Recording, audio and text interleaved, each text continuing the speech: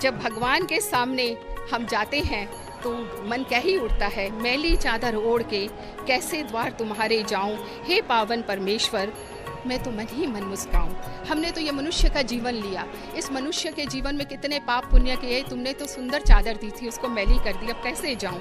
और कहते हैं जग में रहूं तो ऐसे रहूं जैसे कमल का पत्ता रहे, मेरे सब गुण दीप समर्पित हैं गोपाल तुम्हारे हाथों में, नंदलाल तुम्हारे हाथों में।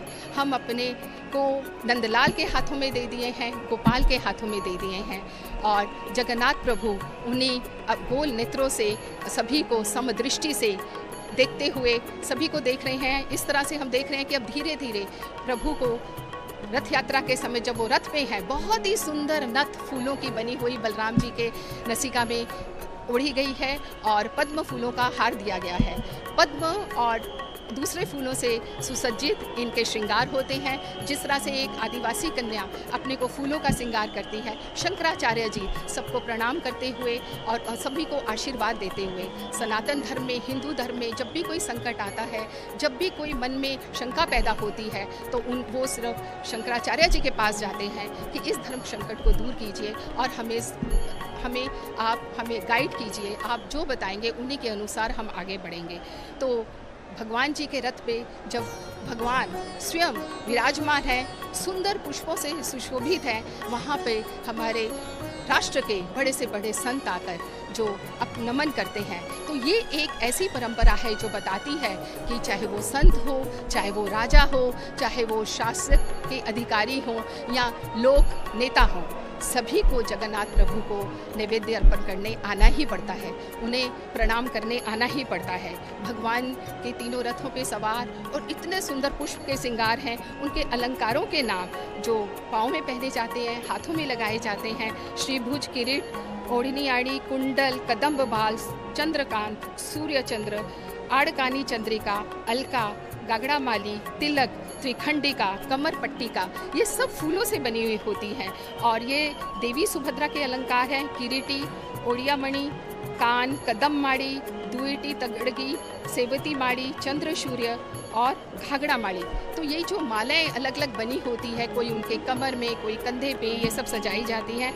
और श्री जगन्नाथ के जो स्वर्ण अलंकार है, किरीटी, श्रीभुज, श्रीपेयर, कादम्बड़ी माली, कान, तावीज माली, चंद्र सूर्य, आड़कानी, घाघड़ा माली, चंद्रिका, अलका और बहाड़ा माली, सेवती माली, तो इतनी तरह के उनके अलंकार होते हैं जिस अलंकारों से वो सुशोभित होते हैं। तो हमें कभी कभी लगता है कि हम प्रभु को किस नज़र से देखें, उन्हें भोगी की नज़र से देखें जो इतने अलंकार में जड़ित रहते हैं, या भोगी की नज़र से जो भक्त के दो फूलों से, केवल मात्र दो हाथ उठा के प्रणाम करने से ही वो उनके भक्तों के लिए दौड़कर चले आते हैं। कवि जैसे कहता है, गज अरुग्राह लड़े जल भीतर, दारुण द्वंद्व मचाए हो, गज के टेर सुनी रघुनंदन, गरुड़ छोड़कर आए हो। जब गज और ग्राह में जब लड़ाई होती है पानी के अंदर, तो हाथी जब पुकारता है तो भगवान गरुड़ अपना जो उनके जो वाहन है, गरुड़ को भी त्याग के दौड़े चले आते हैं। वो तो सिर कहते हैं केवल एक क्षण मात्र की देर है, हे भक्तों तुम मुझे पुकार कर देखो। मुझे जैसे ही टेर मिलती है, मैं कोई अपने वाहन की चिंता नहीं करता, पत्नी की चिंता नहीं करता, परिवार की चिंता नहीं करता, मैं साथ साथ दौड़े आता हूँ।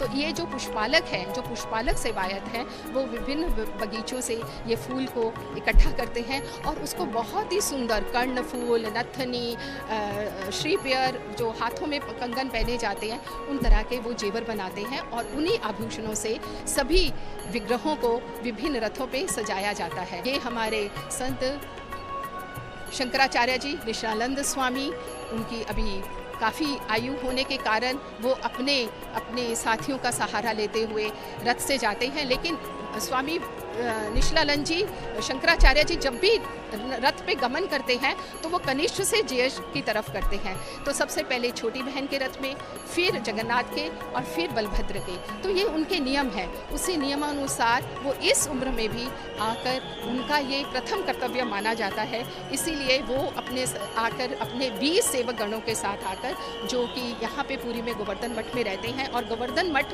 की सेवा इस मंदिर के प्रति महोत्सव में बहुत ही मुख्य है, क्योंकि जो मंदिर की 22 पहाड़ में काशी विश्वनाथ का मंदिर है, वहाँ पर पंथी भोज जो लगता है नीलाद्री विजय में और बाहुड़ा में और रथ यात्रा में, वो पंथी भोज की सेवा ये गोवर्धन मठ से आती है। तो हमारे प्रभु जगन्नाथ के चारों तरफ जितने भी मोहल्ले हैं, जिसको उड़िया भाषा में साही कहते हैं, वो सात साही हो चाहे वो यहाँ के मठ हो, सभी की कुछ ना कुछ पवित्र अनोखी अद्भुत सेवा इस मंदिर की सेवा से जुड़ी रहती है। जय जगन्नाथ, जय जय जगन्नाथ, जय जय जगन्नाथ।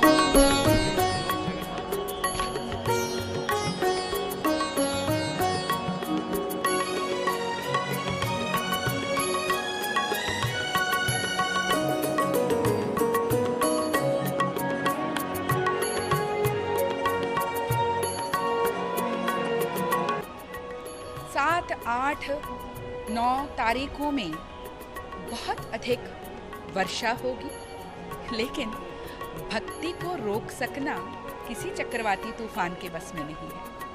और यहाँ पर भक्ति से सराबोर भक्तों का पारावार सा उमड़ रहा है बड़दांड के ऊपर, और उसके मध्य अपनी पालकी पर सवार होकर महाराजा जा रहे हैं अपने कर्तव्य निष्पादन हेतु। पुरी के महाराज जो हैं, वे महाप्रभु के प्रथम सेवक माने जाते हैं। इसके पीछे एक बड़ी ही रोचक कथा है। विजयनगर के शासक सालुवा नरसिंह देवराय के साथ उड़ीसा के पुरुषोत्तम देव के युद्ध आदि जगन्नाथ संस्कृति एवं आध्यात्मिक पंथ का एक अभिन्न हिस्सा है, और उन्हें कांची अभियान या कांची उपाख्यान के नाम से जाना जाता है। एक किंवदंती के अनुसार सालुवा नरसिंहदेव राय ने अपनी बेटी पद्मावती, जिनका दूसरा नाम रूपांबिका था, उनका विवाह उड़ीसा के पुरुषोत्तम देव से करने की इच्छा प्रकट करते हुए उन्हें उड़ीसा भेजा। जगन्नाथ संस्कृति में राजा को महाप्रभु जगन्नाथ का प्रथम सेवक होने का सौभाग्य प्राप्त है, और रथ यात्रा के दौरान जब चतुर्थामूर्ति अपने निर्धारित रथों पर सवार होते हैं अपने रत्न सिंहासन का मोह छोड़कर, तब पुरी के राजा सोने की मूठ वाली झाड़ू से तीनों रथों को बारी बारी से बुहारते हैं तथा चंदन मिश्रित सुगंधित जल का छिड़काव कर रथों को यात्रा हेतु तैयार करते हैं, जिसे उड़िया भाषा में छेरा पहरा की नीति कही गई है। रथ यात्रा के दौरान सालुवा नरसिंह देवराय ने राजा पुरुषोत्तम देव को छेरा पहरा करते हुए देख लिया था। इसे देखकर उन्होंने अपनी पुत्री पद्मावती का विवाह ऐसे राजा से करने से इनकार कर दिया जो झाड़ू लगाता हो, और ऐसे व्यक्ति को तो चंडाल कहा जाता है। ये बात सिर्फ और सिर्फ राजा पुरुषोत्तम देव का अपमान नहीं, बल्कि महाप्रभु जगन्नाथ संस्कृति एवं उड़िया संस्कृति का भी अपमान है। इसी वजह से राजा पुरुषोत्तम देव ने सालुवा नरसिंह देवराय के राज्य पर अपने पूरे दल बल से आक्रमण कर दिया, और इस युद्ध में पराजय का मुख देखना पड़ा। उसके पश्चात वे मंदिर गए, महाप्रभु जगन्नाथ के समक्ष गुहार लगाई और कहा कि मैंने ऐसा क्या अपराध किया है जो मुझे हार का मुंह देखना पड़ा। तब अपने भक्त को महाराज ने स्वप्न दर्शन दिया और विजय यात्रा के आश्वासन के साथ युद्ध में शामिल होने की सलाह दी। महाप्रभु जगन्नाथ अपने भक्त की रक्षा हेतु अपने बड़े भाई बलभद्र के साथ सफेद और काले घोड़ों पर निकल पड़े। यहाँ पे रंगों का बड़ा सुंदर कॉन्ट्रडिक्शन हम कह सकते हैं, एक विरोधाभास सा देखने को मिलता है। महाप्रभु जगन्नाथ जी का रंग श्यामल है, नील मेघ श्यामल है, उनके रथों का रंग, उनके समक्ष जो छत्र लिया जाता है उस छत्र का रंग, और उनके घोड़ों का रंग, और जिस घोड़े पर वो सवार होकर गए कांची पर अभियान करने, युद्ध करने, इन सब का रंग सफेद। और ठीक इसके विपरीत कर्पूर गौर कुंदेंदु धवल आभा वाले बलदाऊ के रथ के घोड़े, जिस रथ पर सवार होकर वो गए, उनके समक्ष जो छत्र लिया जाता है वो सब काला। अब यहाँ पर हुआ ऐसा कि दोनों भाई अपने अपने निर्धारित घोड़ों पर सवार होकर जब युद्ध करने जा रहे थे, रास्ते में बहुत प्यास लगी और उन्होंने देखा कि एक ग्वालन दूध और दही बेच रही थी। उन्होंने दही खरीदा और जब पैसे मांगे ग्वालन ने, तो उन्होंने महाप्रभु जगन्नाथ ने अपनी मुद्रिका दी और यह आश्वासन दिया कि पीछे से राजा आ रहे हैं और वे इस धनराशि का भुगतान करेंगे। तृषा शमित होने के बाद दोनों भाई आगे निकल पड़े। थोड़े ही देर पीछे जब राजा अपने समस्त सैन्य बल के साथ आ रहे थे, तो वहां पर उस ग्वालन ने रोक लिया और मुद्रिका को दिखाते हुए धन की इच्छा की, धन की मांग की। राजा समझ गए कि इस बार उन्हें विजयी होने से कोई नहीं रोक सकता। वे आगे गए और कांची विजय करके लौटे। अब जब विजय करके लौटे तो महाराज ने उन्हें कांची गणेश, रत्न सिंहासन और पद्मावती तीनों को दिया। रत्न सिंहासन पर महाप्रभु विराजते हैं और कांची गणेश का मंदिर भीतर बेड़ा में, अर्थात महाप्रभु के मंदिर के ठीक पीछे में है, जहाँ पर नित्य प्रति उनका पूजन होता है। और पद्मावती के विवाह की जब बात आई तो फिर राजा अभी भी अपने भीतर अपमान की ज्वाला लिए हुए थे, इसीलिए उन्होंने कहा अब इनका विवाह तो चंडाल से ही करेंगे। मंत्री ने अपनी सूझबूझ दिखाई, पद्मावती को रथ के पास लेकर आए और उन्होंने कहा इनसे बड़ा और कौन हो सकता है जो महाप्रभु के रथों को बुहार रहे हैं। और इस तरह से पद्मावती के साथ उनका विवाह हो गया। कांची अभियान निश्चित रूप से महाप्रभु जगन्नाथ की संस्कृति और महाप्रभु के इतिहास के साथ एक बहुत ही सुंदर, कलिंग के इतिहास के साथ एक बहुत ही सुंदर संबंध रखता है। यहाँ पर छेरा पहरा की नीति संपादित करने के लिए महाप्रभु के प्रथम सेवक महाराज यहाँ पर उपस्थित हैं। छेरा पहरा के अंतर्गत बहुत सारे सेवक हैं जो अपना अपना कार्य निष्पादन करते हैं। अगर इन सेवाओं की बात करें तो फिर श्री मंदिर के सेवक समाज में जो कार्यों का जो विभाजन है, श्रम विभाजन है, वो निश्चित रूप से एक उदाहरण प्रस्तुत करता है। हर एक कार्य को करने के लिए अलग अलग सेवक नियोजित हैं। उस कार्य को कोई और नहीं करता, इसीलिए इतने सारे सेवक यहाँ पर रथों के ऊपर भी दिखाई दे रहे हैं। हर एक काम को करने के लिए अलग अलग सेवक हैं। और मादला पांजी में उल्लेख है कि राजा अनंग भीमदेव ने 36 नियोग अर्थात 36 सेवाओं की बात की है और ये 36 प्रकार के सेवक हैं और इनमें भी जो है अंतर भेद हम कह सकते हैं और इनके अंतर्गत भी बहुत सारे अलग अलग सेवक हैं। एक एक सेवा के अंतर्गत भी, जैसे चुनरा सेवक है तो अलग अलग चुनरा सेवक वो जो मंदिर के ऊपर पतित पावन पताका को लगाते हैं, तो चुनरा सेवक के इस सेवा के अंतर्गत भी जो सेवक हैं उनके भी अलग अलग कार्य जो हैं तय हैं। यहाँ पे देखिए महाराज जो हैं आरती कर रहे हैं बलदाऊ की और इसके बाद फिर वे एक एक करके अलग अलग रथों में जाएंगे और वहाँ पे छेरा पहरा की नीति जो है संपादित करेंगे। अब इस छेरा पहरा की नीति को संपादित करते समय जो है कहालियाँ आरंभ एवं अंत में कहाली बजाते हैं। विजय कहाली कि कार्य का प्रारंभ हुआ और कार्य का समापन हुआ। पीछे हम देख सकते हैं कहाली पकड़कर खड़े हुए हैं। राजगुरु छेरा पहरा के उपकरणों को मंत्रों से संस्कारित करते हैं और उसके बाद गराबड़ू राजा के हाथ प्रक्षालन के लिए जो है और अलग अलग अवसरों पर जब जल की आवश्यकता पड़ती है छेरा पहरा नीति में, वे जल के पात्र को लिए हुए होते हैं। भंडार में का सोने का पात्र, कर्पूरदानी, ताम्र पात्र, सोने की मूठ वाली झाड़ू, सोने का दंड, अलट चामर आदि को भंडार से लाने का उनका दायित्व है।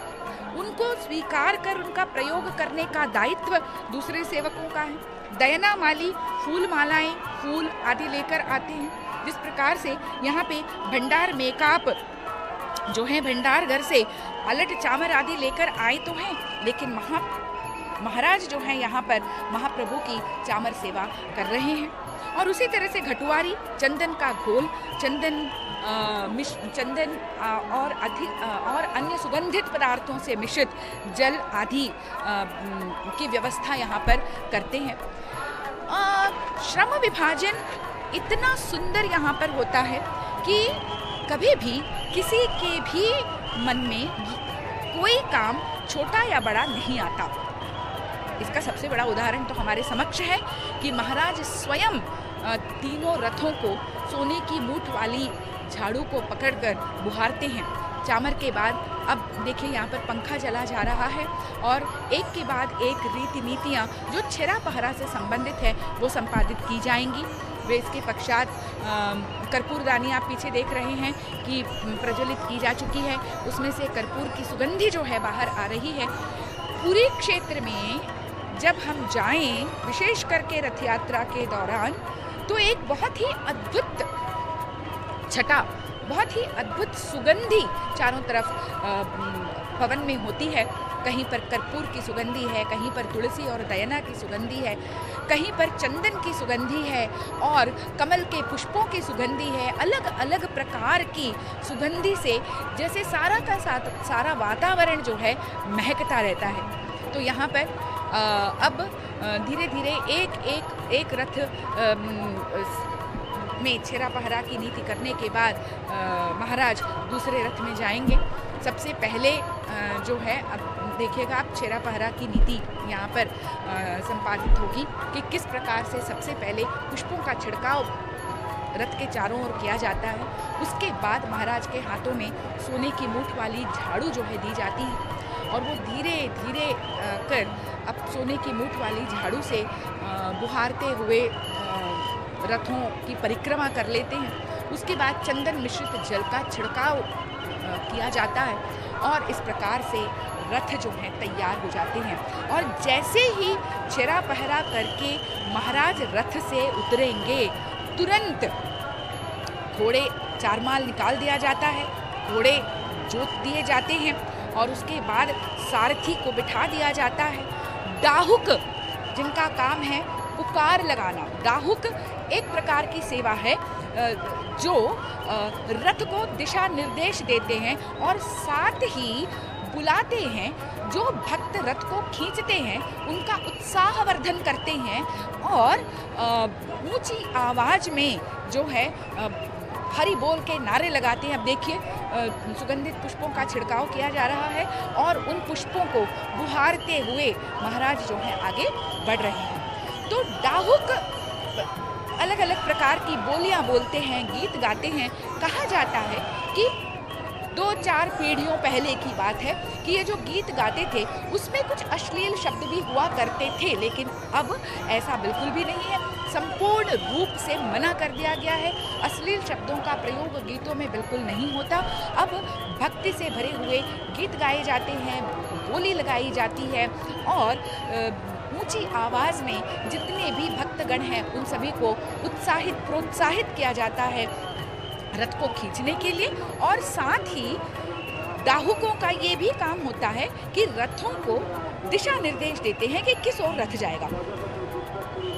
देखिए किस तरह से महाराज जो हैं धीरे धीरे बुहार रहे हैं चारों तरफ, रथ के चारों तरफ, और उसके बाद चंदन मिश्रित जल का छिड़काव भी किया जाएगा। और ये परंपरा पूरे विश्व में जहाँ कहीं भी रथ यात्रा होती है वहाँ पर ये इस परंपरा का पालन होता है।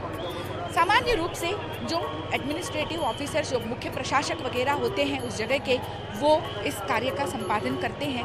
कोई समाज अगर कर रहा है तो उस समाज के जो मुखिया होते हैं वो छेरा पहरा की नीति करते हैं।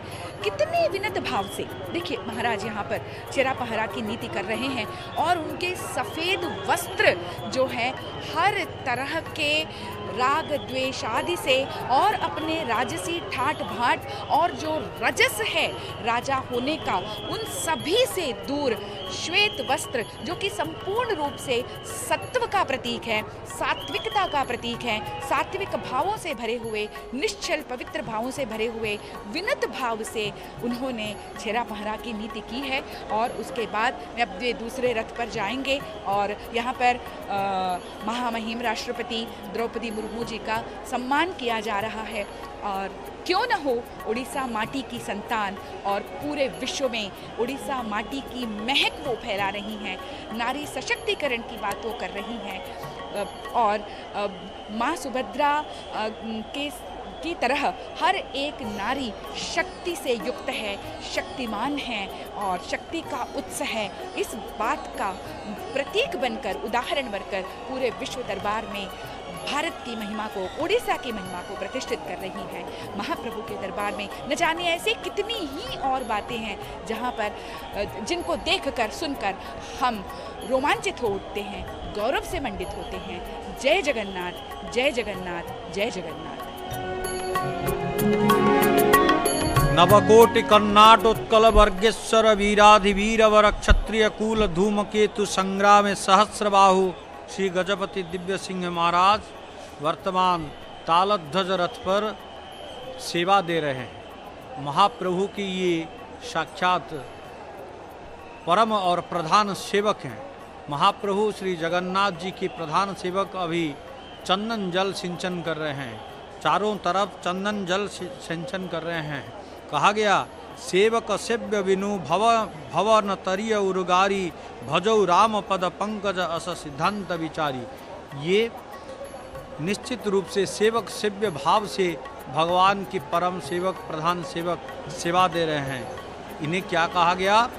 न राजपुर शरण शरण शरण्य मौलमणि कोटिक नृपति वरण्य मान कर हरि सम पावन चरण धूल जिसकी करते नरवरण वही हिंदू जग के सरताज नृपति मणि श्री गजपति महाराज। ये नृपति मणि हिंदुओं के ताज है, सरताज है। ये आज सेवा दे रहे हैं भगवान जगन्नाथ जी के। देख रहे हैं आप, विजय काहाली यानी विजय बिगुल बज रहा है।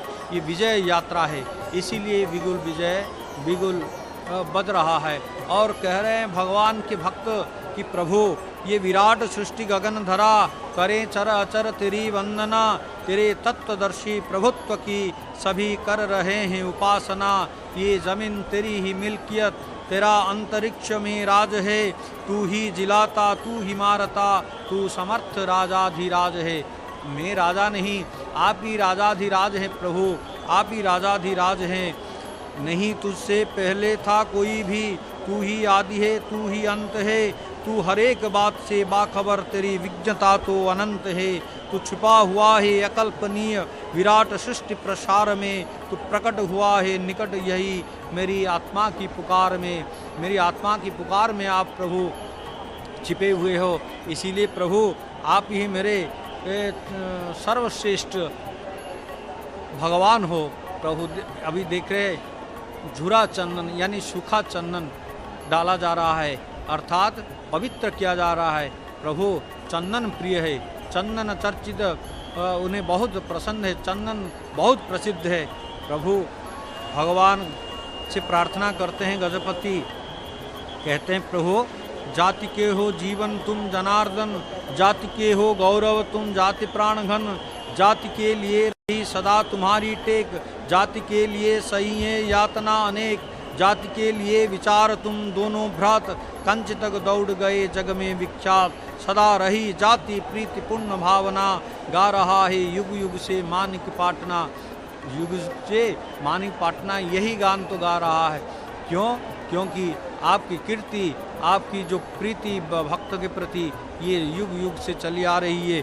प्रभु आप निश्चित रूप से मेरे ही भगवान हो, इसीलिए मैं आपकी सेवा करने आया हूँ और सेवक के रूप में ही आपके पास में पेश आता हूँ। कहा मुझे कुछ नहीं चाहिए, चाहिए न मुझको फौज फाट, पाल की सवारी ठाट बाट, हे पाट छत्र की चाह नहीं, बाजों की भी परवाह नहीं, न जन धन स्वर्ण अथा, हाथी घोड़ों की भी नहीं चाह, मुझको ले जाने में तदर्थ मेरे पद युग ही है समर्थ।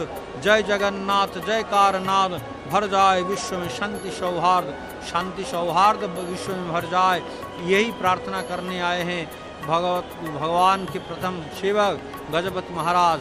ये समग्र विश्व को वसुधैव कुटुंबकम के रूप में सोचते हैं और भगवान की इसी रथ पर सेवा दे रहे हैं। कहा प्रभु आप दयालु हो, मैं दीन हूँ, आप दानी हो, मैं भिखारी हूँ। तू दयाल दीन हो, तू दानी हो, भिखारी हूँ, प्रसिद्ध पातकी तू पाप पुंजहारी। देख रहे हैं हस्त प्रक्षालन करने के बाद, अभी रथ परिक्रमण करने के बाद अभी जा रहे हैं, पयमाल लेकर के आएंगे, भगवान से निवेदन करेंगे जगत के कल्याण के लिए, फिर उनसे विदा लेंगे। महाप्रभु जगदीश्वर जगन्नाथ के अग्रज के कहा गया, कहते हैं प्रभु नाथ तू अनाथ को अनाथ कौन मोसो, मो समान आरत नहीं आरती हर तोसो। ब्रह्म तू हूँ जीव तू है ठाकुर हूँ चेरो, तात मात गुर सखा तू सब मिति है तू मेरो। तो ही मोहि नाथ अनेक मानिए जो भावे, ज्यों त्यों तुलसी कृपालु चरण शरण पावे। आप जो चाहे मुझे जहाँ रखें, जिस प्रकार रखें, आपकी कृपा हो प्रभु, आपकी इच्छा हो प्रभु। लेकिन आप मेरे माता पिता गुरु सखा सब विधि मैं तो मानता हूँ, लेकिन आप जो माने वही सही। इस तरह पैमाल लेते हुए भगवान को अंतिम प्रणाम करते हुए इसी रथ से उतरेंगे और अग्रज से अनुज की तरफ ये सेवा प्रदान करेंगे। कहा प्रभु आपकी सेवा क्यों करेंगे? न सवे मनः कृष्ण पदारविंदयो प्रवाचंसी वैकुंठ गुणानुवर्णने, करो हरिर मंदिरमर्जना विष्णु सुक्तिंचकाराच्युत सत्कथोदय। ये जो मन है केवल आपके पदारविंद में देख रहे, ऊर्ध्वभाव हो करके भक्तों के प्रणाम को स्वीकार करते हुए, प्रभु आप जगत के नाथ हो, जगन्नाथ हो, लेकिन मैं आपके नाम से परिचित हो जाता हूँ प्रभु। आप मेरे दिलदार तुम हो, यार तुम हो, दिलरुबा तुम हो, यह सब कुछ है मगर मैं कह नहीं सकता कि क्या तुम हो। आप क्या हो मैं नहीं कह सकता, लेकिन तुम्हारे नाम से सब लोग मुझको जान जाते हैं। मैं वह खोई हुई चीज़ हूँ जिसका पता तुम हो। आपके नाम से मैं जाना जाता हूँ प्रभु। प्रभु आप निश्चित रूप से मेरे ही प्रभु हो, इसीलिए मुझे और कुछ नहीं चाहिए। न वही प्रत्यराज्यम न च कनक माणिक्य विभवम, न याचहम रम्यांग सकल जनकाम्याम वरबधुम। सदा काल काले प्रमदपतिना गीत चरितो, जगन्नाथ स्वामी नयन पथगामी भवत में। यानी मांगता नहीं मैं राज्य न ही स्वर्ण धन धान्य मणि, मांगता भी नहीं मैं सबके समान सुंदर रमणी। सदैव देव देव महादेव स्तुति करते हैं तुम्हारे, प्रभु जगन्नाथ नयनों के पथ दर्शन दीजिए मेरे। प्रभु की सेवा देने के बाद, बड़े भाई को सेवा देने के बाद अभी अग्रसर हो रहे हैं दूसरी सेवा के लिए। महाप्रभु श्री जगन्नाथ जी के रथ पर अभी सेवा प्रदान करेंगे, क्योंकि ये सेवा अग्रज से, ज्येष्ठ से कनिष्ठ की तरफ होता है। इसीलिए अभी नंदीघोष रथ पर विराजमान होने जा रहे हैं।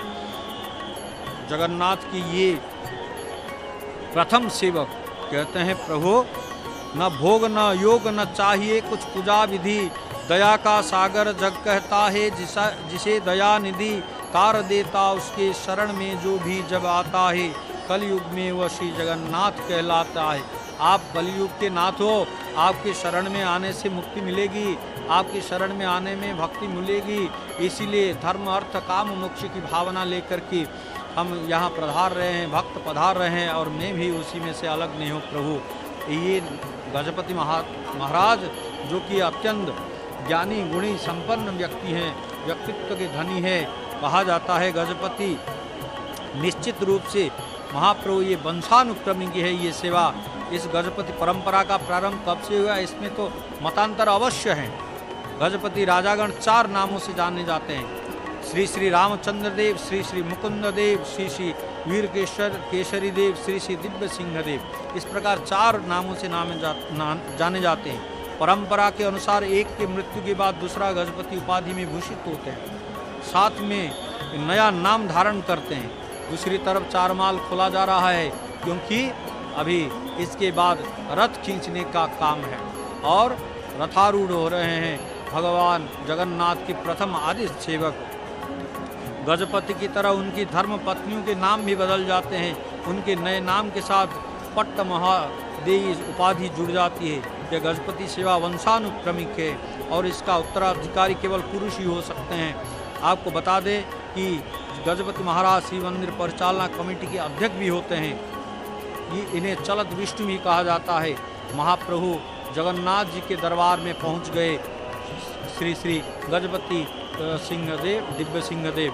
कहा प्रभु हम सेवक तुम जगत उद्धार, नमो नमो तुम्हें बारंबार। आपको बारंबार हम प्रणाम करते हैं। अभी प्रणाम की मुद्रा में कहा गया प्रभु छेरापहरा की जो सेवा है, छेरापहरा ज्येष्ठ से कनिष्ठ क्रम में होता है। हमने कहा ये क्रम दर्शन, राजनीति, वंदापना, पुष्पांजलि, कर्पूर आरती, फिर चंवर सेवा और अंत में व्यजन सेवा, ये क्रम है। तो दर्शन में दर्शन तुम्हारे देवन दुर्लभ, हमको भयो सो अति ही सुलभ। आपका दर्शन हमें बड़ा सुलभ हो गया है प्रभु। इस नर जीवन में, इस मृत्यु लोक में आपका दर्शन कर हम कृतार्थ हो रहे हैं। क्योंकि जिन ठाकुर को दर्शन कियो, जीवन जन्म सफल कर लियो। जीवन जन्म सफल हो जाता है। गजपति महाराज महाप्रभु को प्रथम प्रणाम कर गरावड़ू सेवक से हाथवाणी लेकर हाथ साफ करने के बाद न्यूछाली होकर पुष्पांजलि अर्पण करते हैं। सोने की आरती में कर्पूर देकर गजपति जी आरती करते हैं। फिर राजगुरु सोने के झाड़ू का संस्कार कर गजपति जी को देते हैं, जो कि इसके बाद दयानामली सेवक चांदी के पात्र में श्वेत सुगंधित सुमन भंडार मेकाप को देते हैं। भंडार मेकाप उसे रथ की वेदी पर डालते जाते हैं और गजपति महाराज सोने की झाड़ू से उसे साफ करते जाते हैं। अभी देख रहे हैं आप भगवान जगन्नाथ के सामने प्रणिपात करते हुए महाप्रभु के चलत सेवक, चलत विष्णु के रूप में जिन्हें जाना जाता है। विजय बिगुल बज उठा। अभी सेवा प्रदान की जा रही है। कहा प्रभु आपकी सेवा करते हुए हमारा जीवन धन्य हो गया, लेकिन मैं आपकी सेवा करने में कृतार्थ समझ रहा हूँ खुद को, क्योंकि मैं क्रोध से भरा हुआ जाति का क्षत्रिय हूँ। प्रतिदिन हजारों अपराध करता हूँ। दुखदायी तथा नीच शत्रु काम और क्रोध हमें नचाते हैं, पर हमारा जोर नहीं चलता। देवगण भी मुझे देखते हैं पर मेरी सहायता नहीं करते। मन में यह सोचकर कि मैं तुम्हारा दास हूँ, हे जगदीश तुम्हारे बिना रघुराज की कौन रखने वाला है। ये रघुराज महाराज रघुराज रीवा नरेश थे। महाप्रभु के शरण में आकर के ये जगदीश शतकम एवं जगन्नाथ शतक ने लिखा था। कहा प्रभु जाति को क्षत्रिय अमर्ष भरो, करो रोज ही में अपराध हजारों। काम और क्रोध दुरासद शत्रु नचावत, नीच न जोर हमारो। देवों देखें करे न सहाय, विचारी मने मोहि दास तिहारो। हा जगदीश तुम्हें विनको, रघुराज की लाजो राखन वारो। आप ही रक्षक है प्रभु हमारे, इसीलिए प्रभु आपके शरण में आए हैं। प्रभु जगन्नाथ जी की सेवा में वर्तमान गजपति दिव्य सिंह महाराज कह रहे हैं क्या ना, निर्धन निर्बल के लिए धन बल का क्या काम। निर्धन के धन राम है, निर्बल के बल राम। आप साक्षात निर्धन के धन है और निर्बल के बल हैं प्रभु, इसीलिए आपकी सेवा करके हम कृतार्थ होंगे। इस तरफ चारमाल खोला जा रहा है और चारमाल जितनी जल्दी खोले जाएंगे उतनी जल्दी निश्चित रूप से रथ खींचने का कार्य शुरू हो जाएगा। जगन्नाथ के अग्रज बलभद्र जी महाराज तालध्वज रथ की चारमाल खोला जा रहा है, आप देख पा रहे हैं। उसी तरफ कर्पूर वर्तिका निश्चित रूप से भगवान को आरती कहा गया। ये कर्पूर वर्तिका क्या है ना, जो ठाकुर की आरती करे तीन लोकता के पायन धरे। निश्चित रूप से ठाकुर की आरती करने से कृपा मिलती है भगवान की। कहा गया चंद्राह्लाद करिंग देव कर्पूरावर्त मुत्तमाम, मया दत्तान तव प्रीति गृहाण जगदीश्वर। ये मंत्र पाठ करते हुए ये आरती की जाती है निश्चित रूप से। इसके बाद चंवर सेवा भगवान, और चंवर सेवा के बाद अलग अलग सेवा एक एक बाद प्रदान किए जाएंगे। देख रहे हैं आप वर्तमान निश्चित रूप से नमस्कार की मुद्रा में अगली सेवा के लिए तैयार हो खड़े हैं महाप्रभु के प्रथम सेवक। ये कौन है गजपति महाराज ना? कवि रश्मि ब्रज किशोर लिखते हैं, जानी दानी प्रमाणि प्रगुण गणगणी लोक वृंदेष्टकामी ग्लानिं म्लानिं च हानि हरति हरिरिव प्रेम वर्धिं चराति कीर्ति प्रीति सुकांति रचति श्चरति दिशि दिशि स्तौति विक्षारि राशि वीर श्रीर भाति सोयं गजपति नुपति श्री जगन्नाथ भक्त। चामर सेवा प्रदान करते हुए चामरम सशंकं कर शंकासं हिमहिंडीर पांडुरम निवेदयामि देवेशं चामरम चारु सुंदरम। ये चामर सेवा जारी है। जय जगन्नाथ, जय जगन्नाथ, जय जगन्नाथ। जयता जगन्नाथ रक्तांभोरुहदर्पभञ्जन महासौन्दर्य नेत्रद्वयं मुक्ताहार विलम्बि हेम मुकुटं रत्नोज्ज्वलत कुण्डलं वर्षामेघ समान नीलवपुषं ग्रवेयहारान्वितं पार्श्वे चक्रधरं प्रसन्नवदनं नीलाद्रिनाथं भजे। अहो भाग्यमस्माकं सम्प्रति भवद्भिः श्रुतं यद् गजपति महाराजः तत्र नन्दिघोषरथस्य उपरि छेरापहरा सेवां विदधाति। अत्र स्थानीयभाषया छेरापहरा इति शब्दद्वयं भवति। छेरा इति कथनेन तत्र चन्दन जलं भवति एवं पहरा इति शब्देन तत्र समार्जन विधानं तत्र स्वच्छतायाः सूचकं भवति।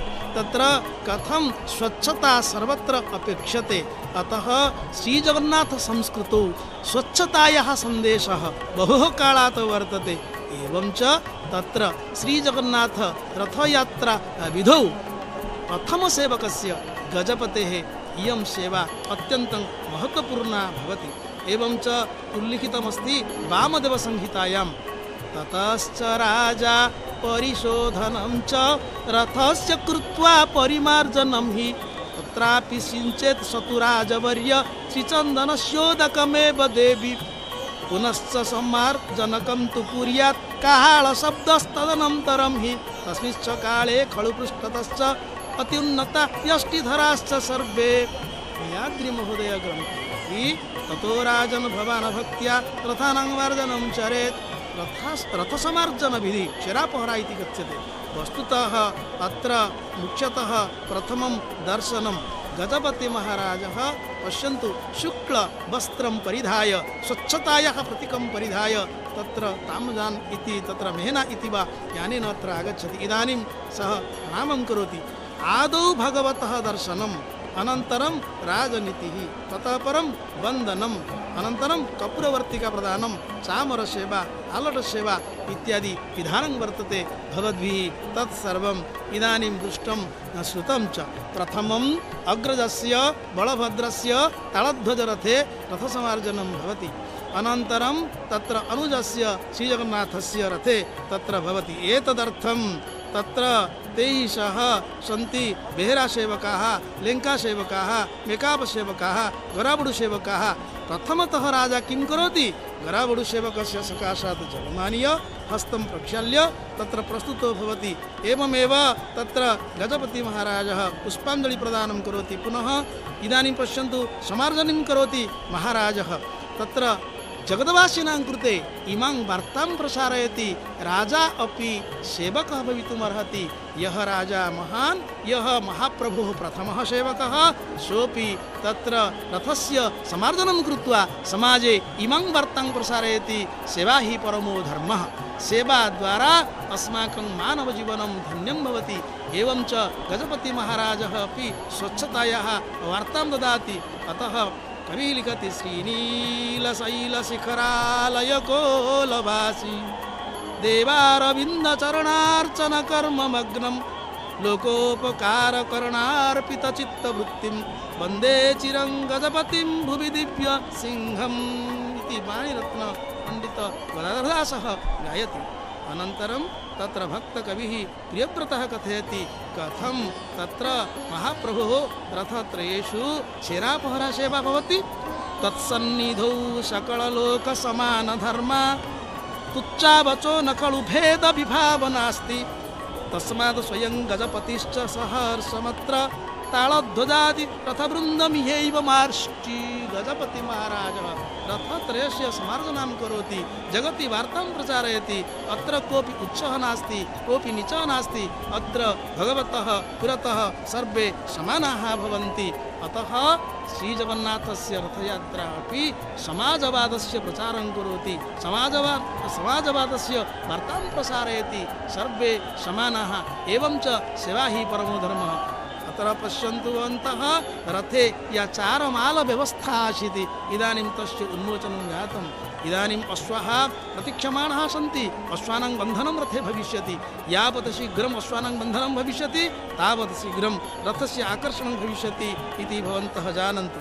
अत्र रथसमार्जनविधौ, चेरापहराविधौ तत्र यः भवति प्रेरणासेवकः, सः शुक्लपुष्पं ददाति। अग्रे अग्रे तत्र भण्डारमेकाप तत्र रौप्यपात्रे तत्सर्वं धारयति। अनन्तरं राजगुरुसेवकः तत्र अस्ति, मुदुलिसेवकः सकाशात् सुवर्णसमार्जनम् आनीय ददाति, संस्कारपूर्वकं ददाति गजपतेः हस्ते। एवं च तत्र यः अस्ति भण्डारमेकापः, सः शुक्लपुष्पाणि अग्रे अग्रे पातयति। गजपति महाराजः सुवर्णसमार्जनं स्वीकृत्य तदेव परिष्कृत्य गच्छन् अस्ति। एवं भटुवारिसेवकः भवति, सोऽपि तत्र रौप्यपात्रे यत् चन्दनजलमस्ति तदेव पातेन गच्छति इति तत्र छेरापहरानीतिः अस्माभिः तत्र अदृश्यते। आदौ श्रीबलभद्रस्य रथे सा नीतिः अनुष्ठिता वर्तते, इदानीं श्रीजगन्नाथस्य रथे, अनन्तरं देव्याः सुभद्रया रथेपि सा नीतिः भविष्यति। अत्र इयं तत्र वार्ता जगति गच्छति यत् सर्वत्र स्वच्छता अपेक्षते। स्वच्छं भारतं तत्र भवति सुस्थं भारतं, सर्वत्र स्वच्छता भवति। स्वच्छता द्वारा एव उत्तम समाजस्य निर्माणं भविष्यति, उत्तम राष्ट्रस्य निर्माणं भविष्यति। अनन्तरं गजपति महाराजः तत्र भगवतः कृते प्रार्थनां करिष्यति। जगतः कल्याणाय तस्य प्रार्थना। सर्वेपि प्रजाजनाः सुखिनः भवन्तु, जगतः कल्याणं भवतु, विश्वस्य कल्याणं भवतु। अहमत्र भवतां कृते स्मारयितुम् इच्छामि, रथयात्रा स्तोत्रमपि वर्तते। इन्द्रद्युम्न महाराजः तत्र अपि रथे भगवतः स्तुतिं कृतवान्। जैमिनिमुनिः लिखति, इन्द्रद्युम्नं क्षितिपतिं यथा ज्ञासा कृता पुरा विजयस्व रथेनाथ श्रीगुण्डीचा मण्डपं प्रति।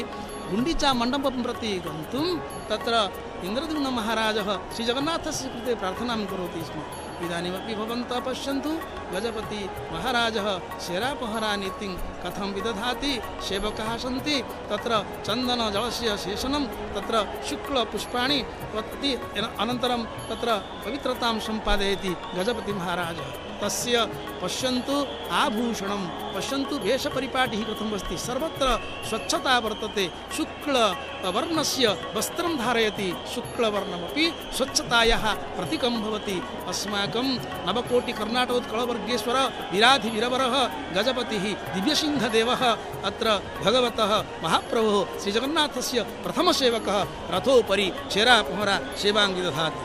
एवं तत्र अवतारः कृतो ह्येष लोकानुग्रहकाम्यया तदेहि भगवान् प्रीत्याचरणं यस्य भूतले। इन्द्रद्युम्न महाराजः श्रीजगन्नाथस्य कृते प्रार्थनां कृतवान्।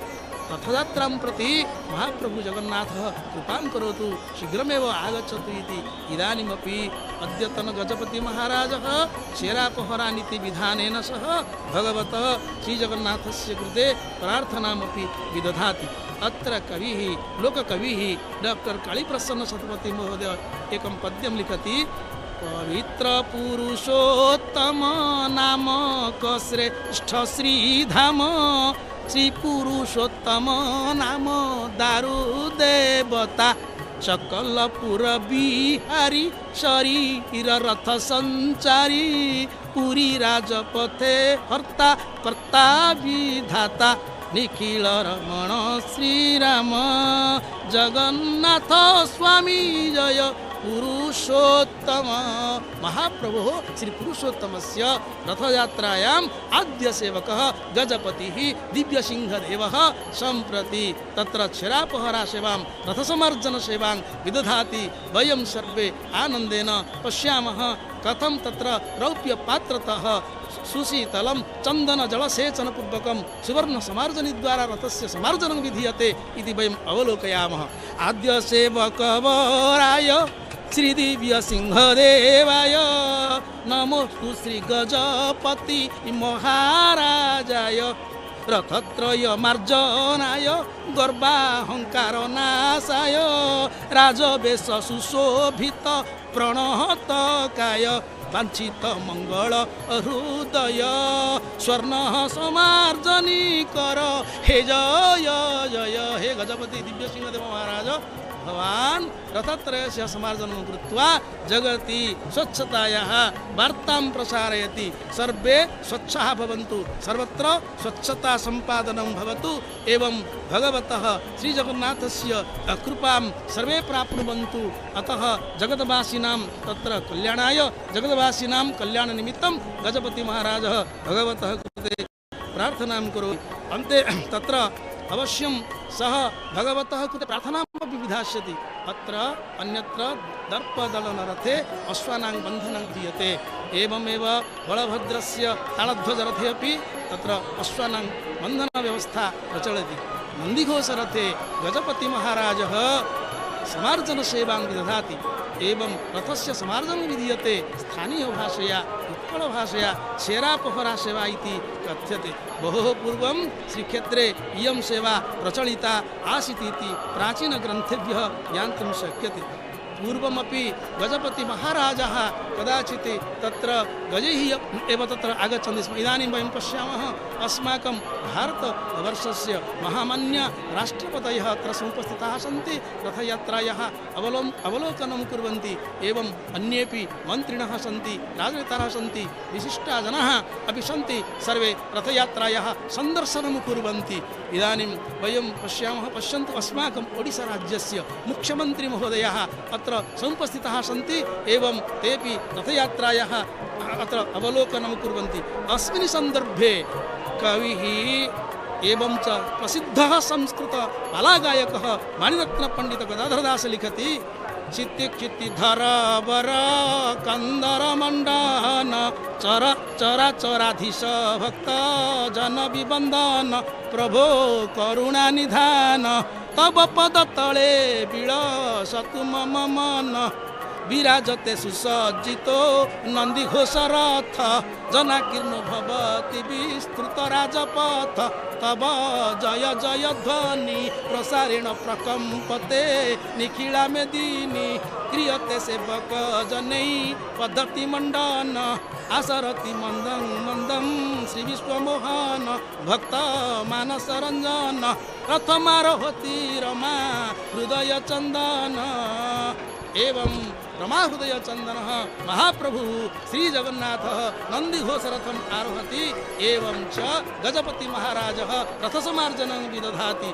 तत्र गजपति महाराज प्रजानां मंगलार्थं भगवतः कृते प्रार्थनां करोति, मनसि चिन्तयति हे प्रभो जगतः मंगलं करोतु। अस्माकं मान्यः केन्द्रमन्त्रिणः अपि तत्र उपस्थिताः सन्ति, शिक्षामन्त्रिणः ओडिशाराज्यस्य माननीयः धर्मेन्द्रप्रधानमहोदयाः अपि तत्र उपस्थिताः सन्ति, तेपि रथयात्राम् अवलोकयन्ति।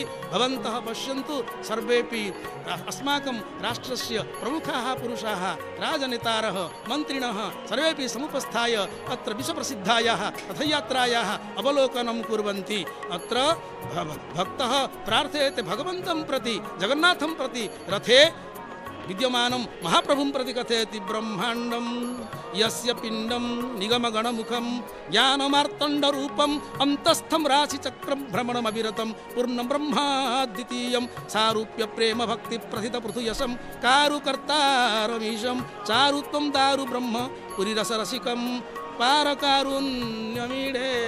जयता जगन्नाथः जयता जगन्नाथः जयता जगन्नाथः। पर प्राण हम प्रीत न माने।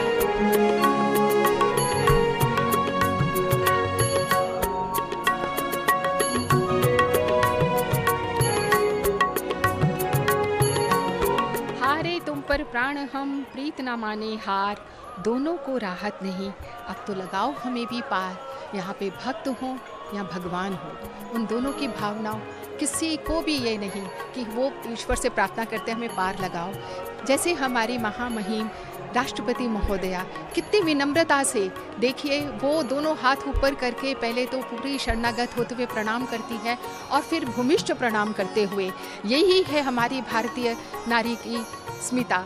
वो किस तरह से, चाहे वो बड़दांड में हो, चाहे घर पे हो, चाहे गृह में हो या देवालय में हो, भगवान के आगे वो नतमस्तक होकर प्रणाम करती है। वो नहीं देखती वो किस पदवी पे है, वो नहीं देखते। वहीं महाराज गजपति महाराज को देखिए, वो ये नहीं देखते वो किस पदवी पे है, वो छत्रपति हैं या गजपति हैं या राष्ट्रपति हैं, वो अपने ईश्वर के आगे सभी एक विनय भाव से प्रार्थना करते हैं।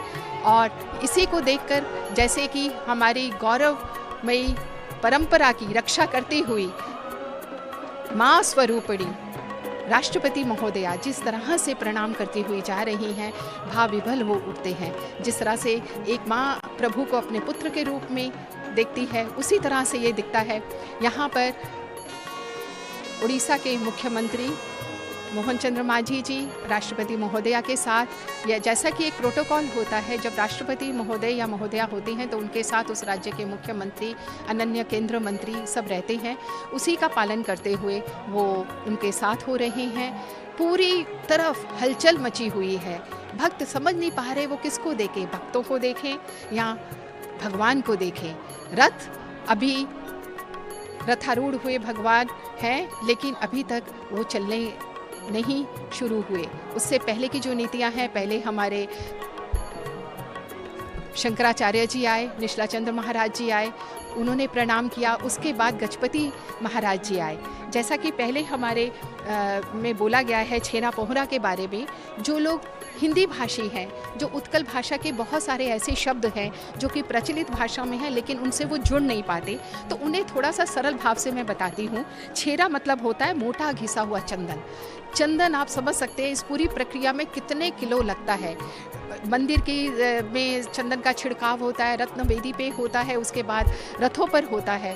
और महाराज स्वयं यहाँ पे गजपति महाराज आए हैं, उन्हें पद्म के फूलों का हार पहनाया गया है। उन्हें चाहते तो कोई राजसी हार पहना सकते थे, क्योंकि वो यहाँ पर, यहाँ की संस्कृति में यहाँ के लोग उनके चलंती विष्णु के प्रतिमा के नाम से वो पूजनीय है, इसीलिए उनको पद्मों का फूलों का हार पहनाया गया है। वो अपनी एक छोटी सी पालकी, कहीं पे कोई आलीशानता, कहीं पे कोई आडंबर का प्रतीक नहीं, तमजान में जा रहे हैं। वो वे बैठकर वो तीनों रथों की, जब उन्होंने रथ की पूजा की और वो अभी अपनी तमजान में बैठकर वापस जा रहे हैं। और इसी भीड़ के बीच में कहीं पे कोई स्पेशल अरेंजमेंट नहीं हुआ है, कहीं पे ऐसा नहीं है कि भक्तों को दूर करके किया गया।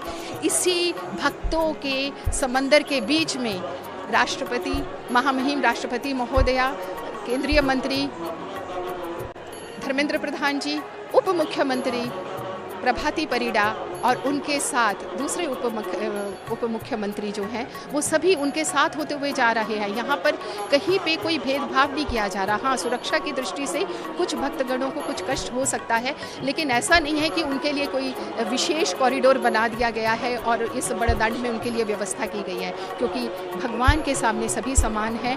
और यहाँ पर सभी दर्शन करते हुए अपने अधिकारियों के साथ वो वापस जा रहे हैं। और क्योंकि अभी पता है रथ चलने कि ये पूर्व की तैयारी है, और यहाँ पर जितनी नीतियाँ मंदिर के अंदर होती हुई, मंदिर से बाहर पहंडी से होती हुई रथारूढ़ हुए हैं, वो सभी रीतियाँ लगभग समाप्त हो चुकी हैं। जो अंतिम नीति थी, जो छेरा पोहरा की थी, स्वयं गजपति महाराज जी ने की, और उसके समापन होने के बाद स्वयं हमारी राष्ट्रपति महामहिम महोदया द्रौपदी जी वो स्वयं नीचे उतर के आई और उनसे मिली।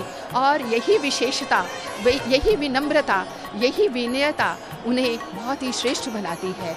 एक संथाल गोष्ठी से आकर इतनी ऊंची पदवी में आने के बाद भी कहीं पे कोई अहंकार नहीं, कहीं पे कोई उनके चेहरे पे कुछ इस तरह का नहीं है कि जिसको देख के वो बता सके कि वो इतने ऊंचे ओहदे पे बैठी है। सारी दुनिया के लोगों को, सारे विश्व को उड़ीसा की इस नारी से सीखना पड़ेगा, इस संस्कृति से सीखना पड़ेगा, जहाँ पर नारी और पुरुष को समान अधिकार दिया जाता है। वहीं पे महाराजा कोई राजसी वस्त्रों में उनके कोई आडंबर नहीं है, कहीं हीरे जवाहरात नहीं गड़े हुए, वो श्वेत वस्त्र धारण किए हुए हैं। श्वेत वस्त्र जो होते हैं वो पवित्रता का प्रतीक होते हैं।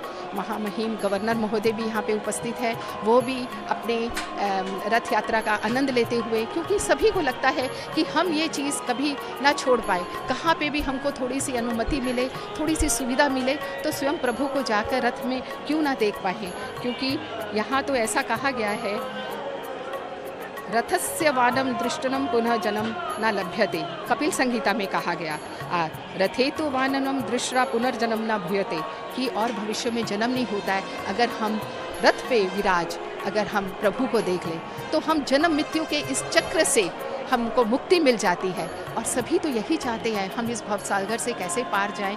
और यही विनम्रता का संदेश देते हुए, स्वच्छता का संदेश देते हुए, स्वच्छ भारत श्रेष्ठ भारत जो नारा चारों तरफ लग रहा है, ये केवल नारा नहीं, ये करके दिखाया गया है। लोकतंत्र कैसे चलता है ये करके दिखाया गया है, जहाँ पे राजा स्वयं हाथ में चाहे वो झाड़ू सोने की मूठ की है, पहरा मतलब होता है बुहारना, झाड़ू लगाना, और चंदन घिसे हुए जल को छिड़क के वो जब बाहर लगाते हैं इस छेरा पोहरा पद्धति से, वो पूरे विश्व में ये एक देना चाहते हैं, ये बताना चाहते हैं कि हमारे देश में हम सभी समान हैं। जैसा कि पहले एक बंगला में गीत कहा गया था कि आमरा सबाई राजा आमादेरी राज्य राज्य थे, तो हम लोग सभी राजा हैं यहाँ पे और सभी प्रजा है। सभी यहाँ पे प्रजा और राजा की कोई भी जो बंधन है या जो सीमाएं हैं वो टूट चुकी है। प्रभु के आगे सभी समान है, सब समदृष्टि से देखते हुए प्रभु। तो यहाँ पर राजा के साथ जो जाते हैं, ये इनका भी सुबह से मंदिर में अपने राजमहल में बहुत सारी क्रियाएं चलती हैं, नीतियाँ होती हैं। ये स्नान करके नए वस्त्र हर वर्ष ये पहनते हैं। मापसरी और दर्जी आके इनके माप लेके इस तरह के वस्त्र बनाता है, विशेष तरह के। सिर में सफ़ेद पगड़ी के ऊपर कलगी लगाई जाती है और कमर पट्टी बांधी जाती है। हाथ में वो तलवार जरूर रखते हैं क्योंकि वो राजा हैं, लेकिन ये तलवार किसी युद्ध के लिए नहीं, किसी को डराने के लिए नहीं, अपना दम प्रकाशित करने के लिए नहीं, बल्कि वो एक प्रतीकात्मक रूप में होती है। अपनी छोटी सी पालकी में बैठ के आते हैं। यहाँ पर नवयुवक देखिए, आप इनके परिधान में देख सकते हैं नए युग का कितना फैशन है, लेकिन वही पुरानी परंपरा, वही संस्कृति, वही प्रभु के प्रति आदर, और वो सभी मिलकर हाथ में जोड़ते हुए तालियां बजाते हुए संकीर्तन कर रहे हैं।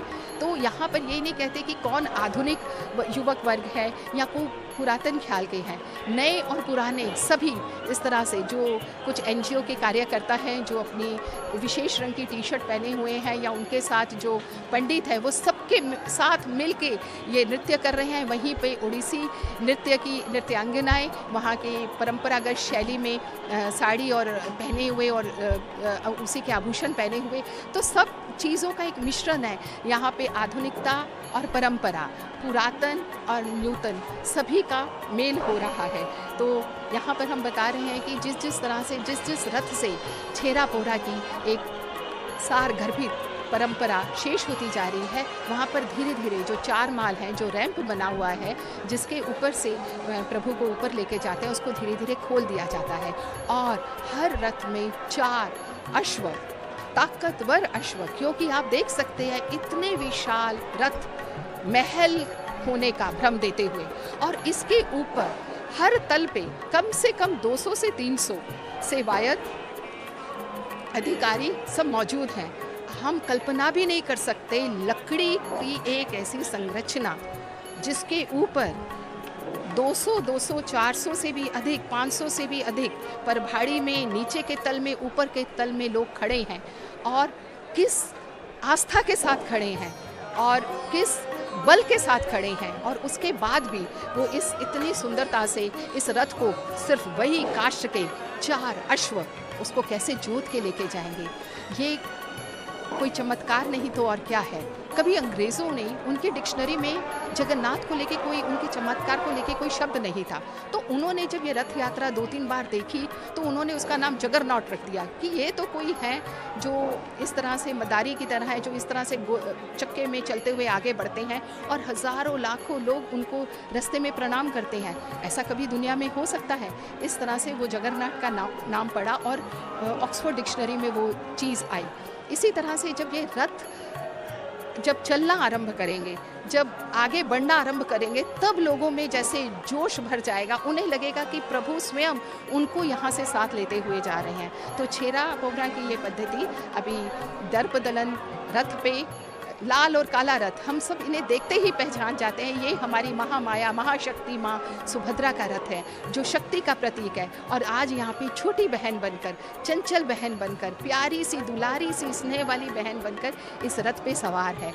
ये हमें एक सूचना देती है, एक संदेश देती है, ये एक प्रतीक है कि नारी और पुरुष का स्थान समान है। आजकल लोग कहते हैं कि कानून में बहुत सारी औरतों को अधिकार दिए गए हैं, पिता की संपत्ति में भी लड़कियों का अधिकार है। ये लोग तो भूल जाते हैं, युगों युगों पहले उत्कल संस्कृति में नारी को रत्न सिंहासन पे अपने भाइयों के साथ समान अधिकार था। और आज हम बुरी अधिकारों को देते हुए फूले नहीं समाते कि हम नारी को क्या अधिकार दे रहे हैं।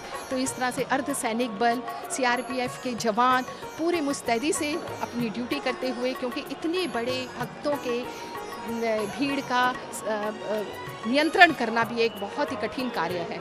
अगर आप कभी पुरी आए रथ यात्रा से पहले, तो 4-5 दिन पहले से देखेंगे ये सारे अधिकारी पाँव में जूता भी नहीं पहने होते, यूनिफॉर्म अवश्य पहने होते हैं ताकि लोगों को पता चले कि कौन पुलिस अधिकारी है, कौन अर्धसैनिक अधिकारी है। लेकिन सभी बिना जूते चप्पल के नंगे पांव बड़दांड से मंदिर की तरफ 22 सीढ़ियों को पार करते हुए ऊपर नीचे रथकला सब जगह भाग रहे होते हैं और अपने ड्यूटी को बहुत ही मुस्तैदी से करते हैं। तो ये उनकी आस्था है, ये उनका विश्वास है।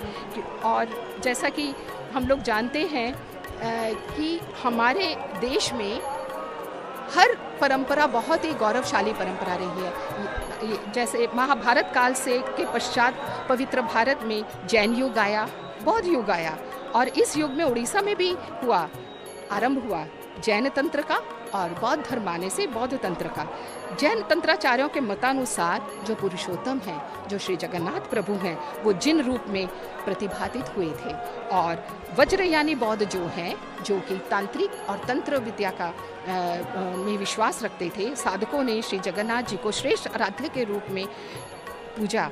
और उड़ीसा में भौमवश के जो हमारे राजा थे उस दौरान के शासनकाल के दौरान, राजा रानियों द्वारा तंत्र की अधिकतम प्रतिष्ठा कराई गई थी। शाक्त तांत्रिकों ने पुरी को एक तंत्रपीठ बोला है, और श्री बलभद्र को तारा का रूप देखते हैं, और श्री सुभद्रा माँ को भुवनेश्वरी के रूप में देखते हैं, और श्री जगन्नाथ को दक्षिणा कालिका के रूप में देखते हैं। तो देखिए, जागी रही भावना जैसी, प्रभु मूर्ति देखी जैसी, विभिन्न संप्रदाय विभिन्न धर्मों के लोगों ने विभिन्न रूप में देखा है। जाति पाति पूछे ना कोई, जो हरि का भजे सो हरि का हुई। यहाँ पर जो लाखों की संख्या में लोग हैं, क्या उनकी कोई जाति है, कोई वर्ण है? वो गोरे हैं, वो काले हैं, और ये जो तीनों भगवान विग्रह हैं, पीतमुखी सुभद्रा, स्वर्णमुखी और श्याम वर्ण के जगन्नाथ और श्वेत वर्ण के बलभद्र, ये तो पूरी दुनिया में हम जितने प्रकार के, जितनी नस्लों के लोग हैं, वो गोरे हों या काले हों, या जिसको कि हम लोग कहते हैं चाइना में, और इन सबको बाहर जब हम विदेशों में जाते हैं तो ये कहते हैं कि ब्राउन, येलो पीपल। तो ये तीनों के प्रतीकात्मक है। पृथ्वी में जितनी भी नस्लें हैं मनुष्य की, जितने भी रंग हैं, वो इन तीनों का प्रतीक करते हैं। तो ये रथ अभी बेचैन रथ हो रहा है, या रथारूढ़ विग्रह हो रहे हैं, हमारे प्रभु हो रहे हैं, या भक्त हो रहे हैं, या उनके अश्व हो रहे हैं, ये तो समय बताएगा। लेकिन सभी के मन में इस रथ यात्रा को देखने के लिए सभी आकुल हैं। ये धीरे धीरे जो सुबह की गुप्त नीतियाँ मंदिर के अंदर चल रही थी, मैं बताना चाहूँगी, जो मैं सुबह पहले भी बता चुकी हूँ, कि अणसर मतलब होता है अण नहीं, सर मतलब गति।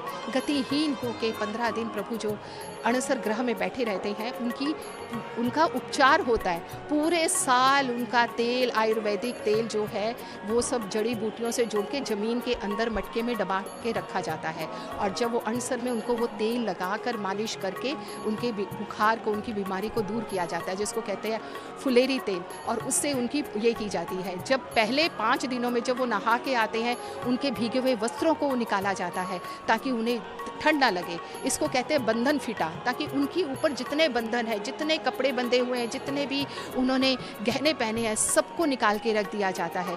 उसके बाद धीरे धीरे करके उनके जो दैतापतियाँ बहुत ही गुप्त भाव से उस समय उस अणसर गृह में, जो कि वहीं पर कड़ाहट द्वार और जगमोहन द्वार के बीच में बनाया जाता है, उसमें केवल मात्र एक दिया जलता है और उसी कम लौ में वो धीरे धीरे करके 3 दिन तक इनके ऊपर जो सुगंधित तेल है, चंदन का लेप है, कपूर का लेप है, कुमकुम है, उसको धीरे धीरे उतारते हैं और उसको यहाँ की उड़िया भाषा में कहते हैं कराल। और उसके बाद फिर धीरे धीरे उनके ऊपर 9वें और 10वें दिन में फिर से जिस तरह से शरीर में रक्त प्रवाहित होता है, अस्थि मज्जा चलती है और एक नया जीवन प्रवाह होता है, उसी तरह से फिर वो जो औषधि युक्त तेल है उसको लगा के पहले तो भगवानों को ठीक करते हैं। उसके बाद फिर से उनके ऊपर चंदन और ये सब का लेप लगा के उनको फिर से तदरुस्त करते हैं। और उसके बाद जब 14वें दिन वो पूरे ठीक हो जाते हैं तब उनके ऊपर एक विशेष रंग लगा के जो दैतापति हैं, सेवकगण हैं, वो लगा के उनको रंग करते हैं, जिसको कहते हैं बनक लगी। तो यहाँ की जो भाषाओं में बहुत ही सुंदर शब्दों के साथ उन सब रीतियों का प्रयोग किया गया है, बताया गया है, जो कि हम जो इस हिंदी भाषा के प्रदेश के लोग हैं उनको कभी कभी ये सब सुनने में बहुत अजीब लगता है ये सब नाम, लेकिन जब वो धीरे से सुन के उसको समझने लगते हैं तो उनको लगता है अरे ये प्रक्रिया तो सब जगह होती है। और जब वो चांदी के पात्र में काजल तैयार होके चांदी की सिलाइयों से जब भगवान को दत्त महापात्र काजल लगाते हैं, नेत्रोत्सव नवयौवन। और आज का दिन तो बहुत ही शुभ है, बहुत ही अद्भुत योग है, क्योंकि आज के दिन नेत्रोत्सव, नवयौवन और दर्शन भी मिला। और उसके बाद रथ यात्रा पहंडी भी आज के दिन हुई और रथ यात्रा का शुभारंभ भी आज हो रहा है। कई वर्षों में, कई 50-60 वर्षों के बाद यह संजोग बनता है। और ऐसे ही अद्भुत संजोग को देखने के लिए केंद्रीय मंत्री, राज्य मंत्री, हमारे महामहिम गवर्नर महोदय और हमारी अति प्रिय गौरवशाली हमारी राष्ट्रपति महोदया द्रौपदी जी सभी उपस्थित हैं और सभी इस शुभ मुहूर्त का आनंद ले रहे हैं। और उसके साथ देश विदेशों से आए हुए, गांव से आए हुए जितने भी लोग हैं और दूसरे शहरों से आए हुए, दूसरे पास के देशों से आए हुए, सभी इस अद्भुत नज़ारे का और बहुत भाग्यशाली है। महामहिम राष्ट्रपति के जो अधिकारी हैं, सुरक्षागण, उन्हें भी इस अद्भुत रथ यात्रा देखने का मौका मिल रहा है। गवर्नर जी के साथ भी जो है, तो ये होता है जब कोई मंत्री संतरी सब जहाँ साथ चलते हैं, अपने साथ पूरा लेके चलते हैं, लोगों को साथ में लेके चलते हैं, तो उन सब के भी भाग्य में प्रभु के दर्शन हो जाते हैं। और इसी दर्शन के लिए हम लोग सब लोग कहे उठते हैं भक्त, कालिया कालिया मन कहे कर को तुमको याद, रथ पे सवार तुम चलो, हमको भी ले चलो अपने साथ। जय जगन्नाथ, जय जय जगन्नाथ, जय जय जय जगन्नाथ। तीनों रथ अब संपूर्ण रूप से तैयार हैं। रथ यात्रा प्रारंभ ही होने वाली है।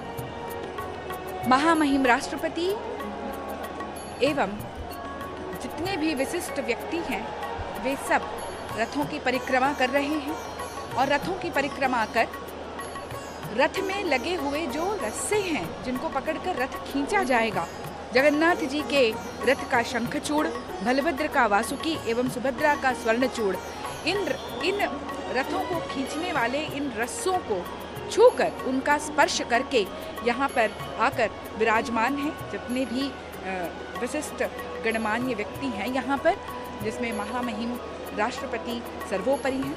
और उनके आने के बाद अब रथों को खींचने का जो उपक्रम है वो प्रारंभ हो चुका है।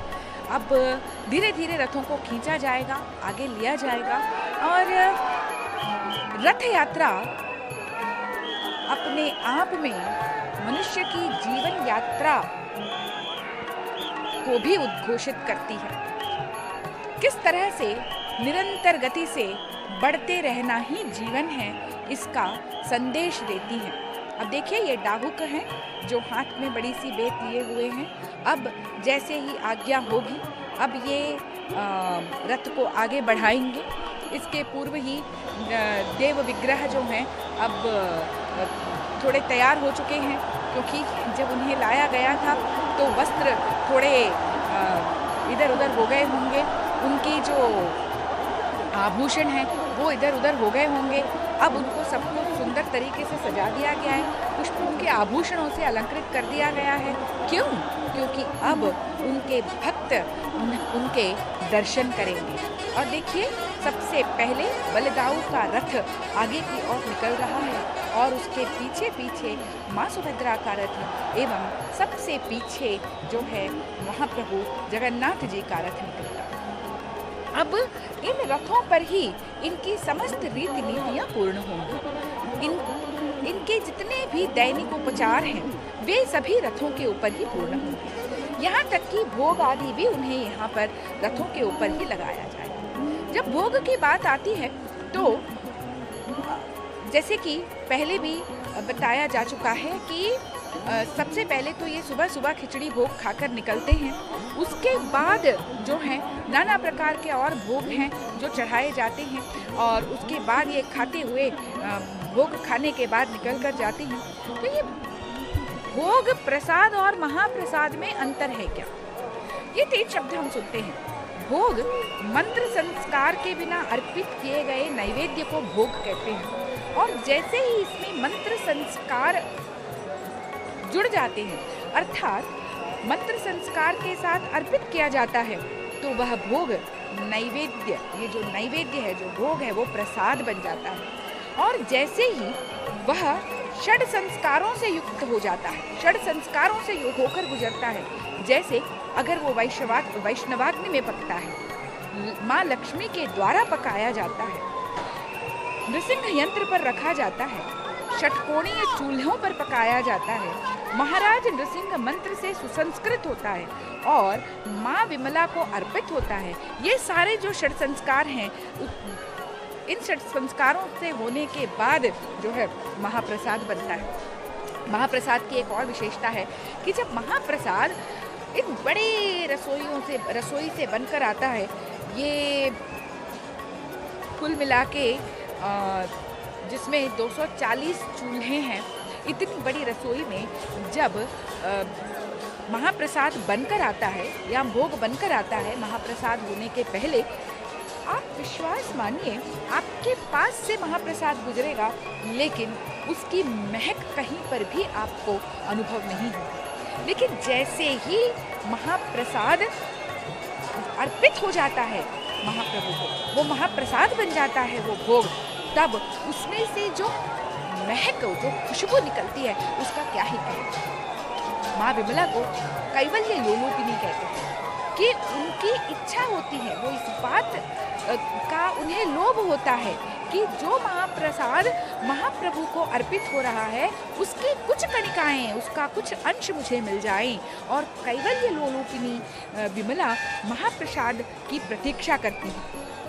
अब ये महाप्रसाद के बारे में अगर हम बात करें तो फिर पूरे जो है वो शंख अन्न क्षेत्र कहा जाता है, क्योंकि भगवान विष्णु रामेश्वरम स्नान करने जाते हैं, भद्रिकाश्रम ध्यान करने जाते हैं, द्वारका श्रृंगार करने जाते हैं और पूरी भोजन करने आते हैं। देखिए, जैसे ही रथ निकल पड़ा है, महामहिम राष्ट्रपति समेत सभी विशिष्ट व्यक्ति अपने स्थान पर खड़े होकर हाथों को ऊंचा उठाकर सर्वस्व समर्पण की मुद्रा में दिखाई देते हैं।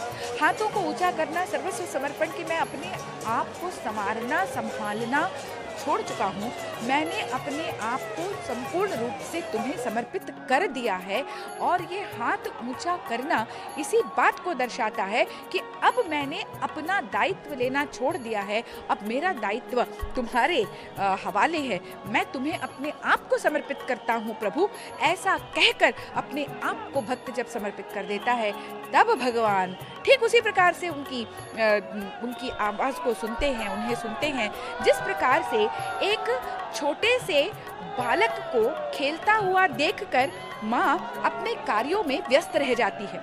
उनका ध्यान उस बालक की ओर बिल्कुल भी नहीं जाता है, लेकिन जब वो बालक भूख की वजह से या किसी और वजह से पीड़ा में होता है और रोता है, तब माँ सब कुछ छोड़कर अपने बालक के पास पहुँच जाती है।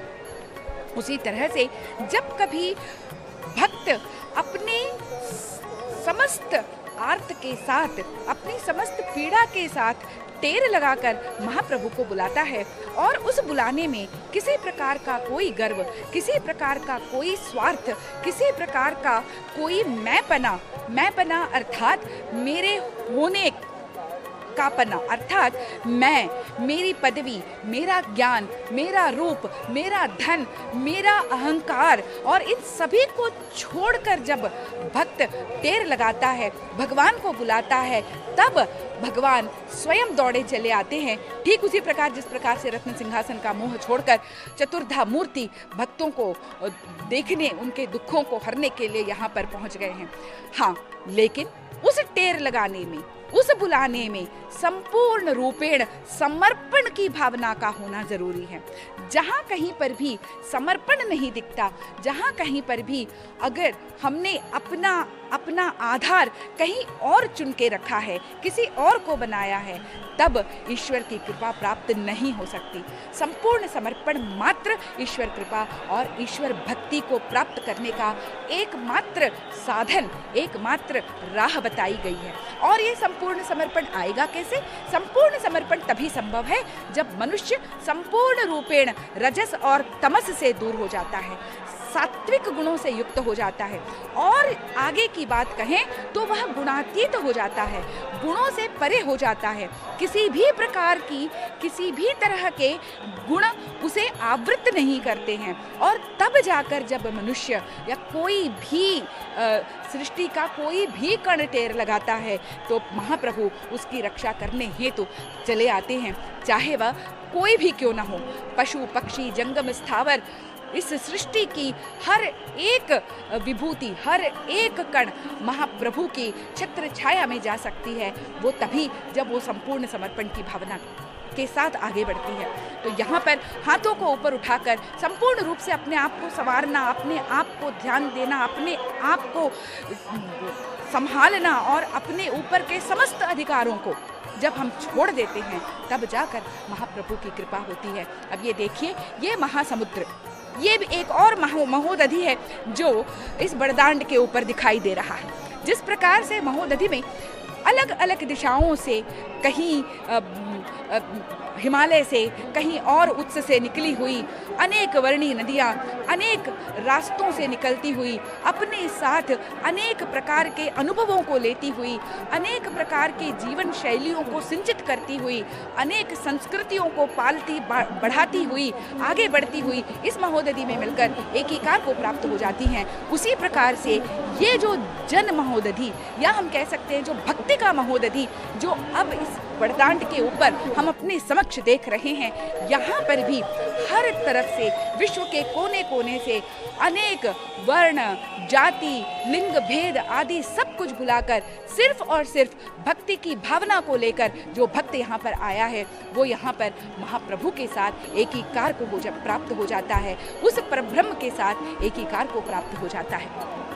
और आज यहाँ इस बड़दंड के ऊपर विशुद्ध भक्ति के अलावा और कोई किसी भी प्रकार की भावना नहीं है, चाहे वह एक सामान्य भक्त हो जो बड़दांड पर हो, या विशिष्ट पद पदवियों पर बैठे हुए महामहिम राष्ट्रपति, राज्यपाल, मुख्यमंत्री, पूर्व मुख्यमंत्री और कैबिनेट के मंत्री, चाहे कोई भी हो, यहाँ पर महाराज, गजपति महाराज, चाहे कोई भी हो, आज यहाँ पर सिर्फ और सिर्फ महाप्रभु के भक्त हैं। सभी उपचारों और अपने सभी ताम झाम,